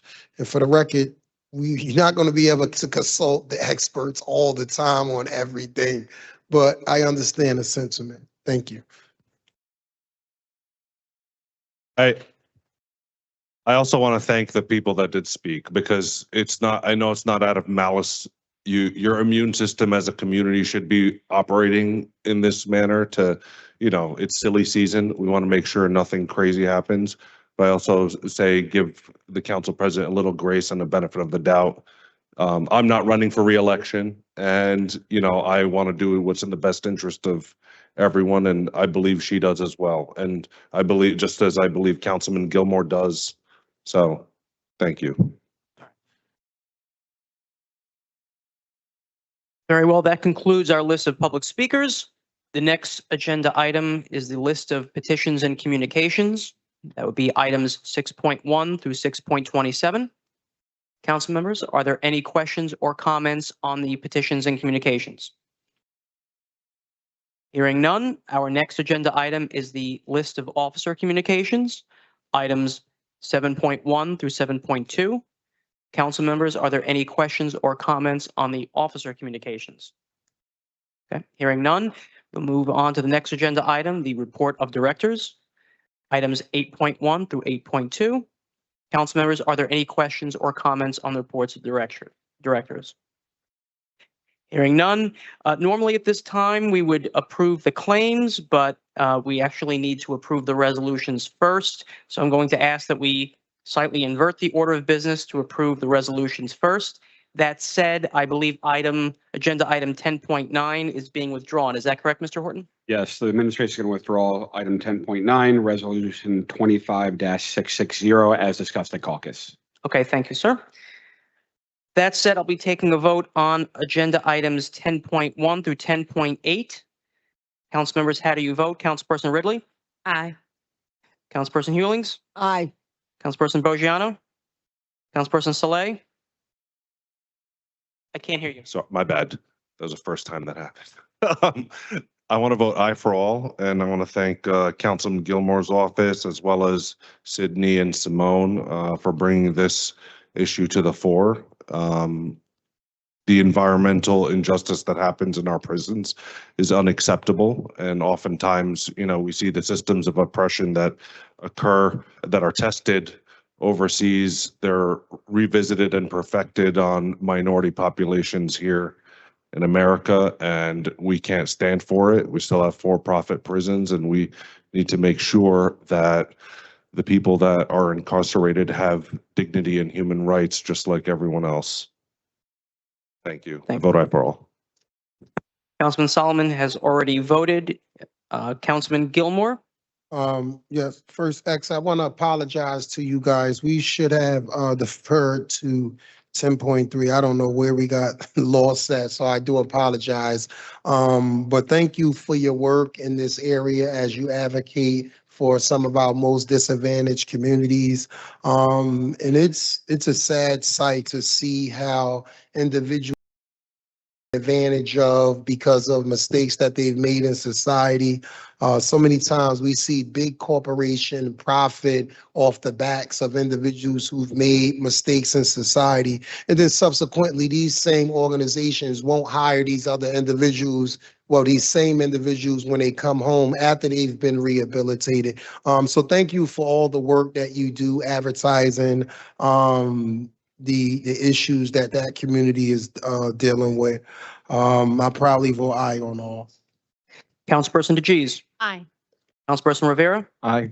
And Council President Waterman? I want to thank X and Sydney for just being on the front line. I know what it is to deal with those who've been incarcerated. I have volunteered my time to make sure that certain needs of theirs was met. So continue to be on the front line for those who don't have a voice, because it's so crucial in the day and time in which we live. Because once they are released, they have so many other challenges.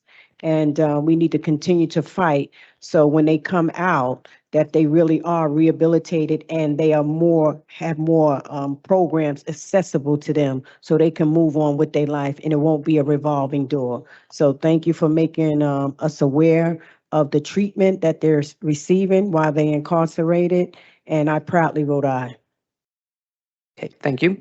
Agenda items 10.1 through 10.8 have been approved unanimously 9-0.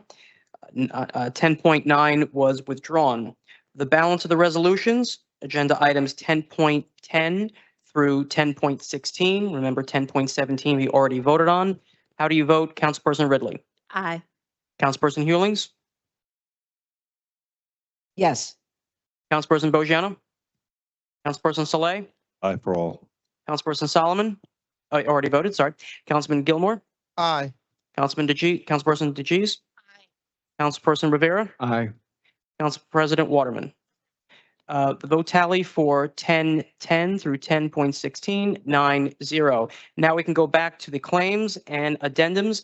I did print out copies of the claims and addendums 1, 2, and 3 for the council's review. There was an issue uploading it into iCompass, so I'm not sure if the members of the public saw it, but the council has it, but I do have copies in front of you. On the claims and addendums 1, 2, and 3, how do you vote? Councilperson Ridley? Aye. Councilperson Hewlings? Aye. Councilperson Bogiano. Councilperson Saleh. Aye for all. Councilperson Solomon has already voted. Councilperson Gilmore. Aye. Councilperson DeGees. Aye. Councilperson Rivera. Aye. And Council President Waterman. The claims and addendums 1, 2, and 3 are approved unanimously. That concludes our agenda. Unless there's no other business, may I entertain a motion to adjourn? Motion. I believe that was Saleh making the motion. I believe the second was Rivera. On the motion to adjourn, was it someone? I could. That was James. Yeah, okay. On the motion to adjourn at 9:39 PM, how do you vote? Councilperson Ridley? Councilperson Hewlings? Aye. Councilperson Bogiano? Councilperson Saleh? Aye. Councilperson Gilmore? Councilperson DeGees? Councilperson Rivera? And Council President Waterman. Motion carries 8-0 to adjourn at 9:39 PM. See everyone on November 12th at 6 PM. Be well.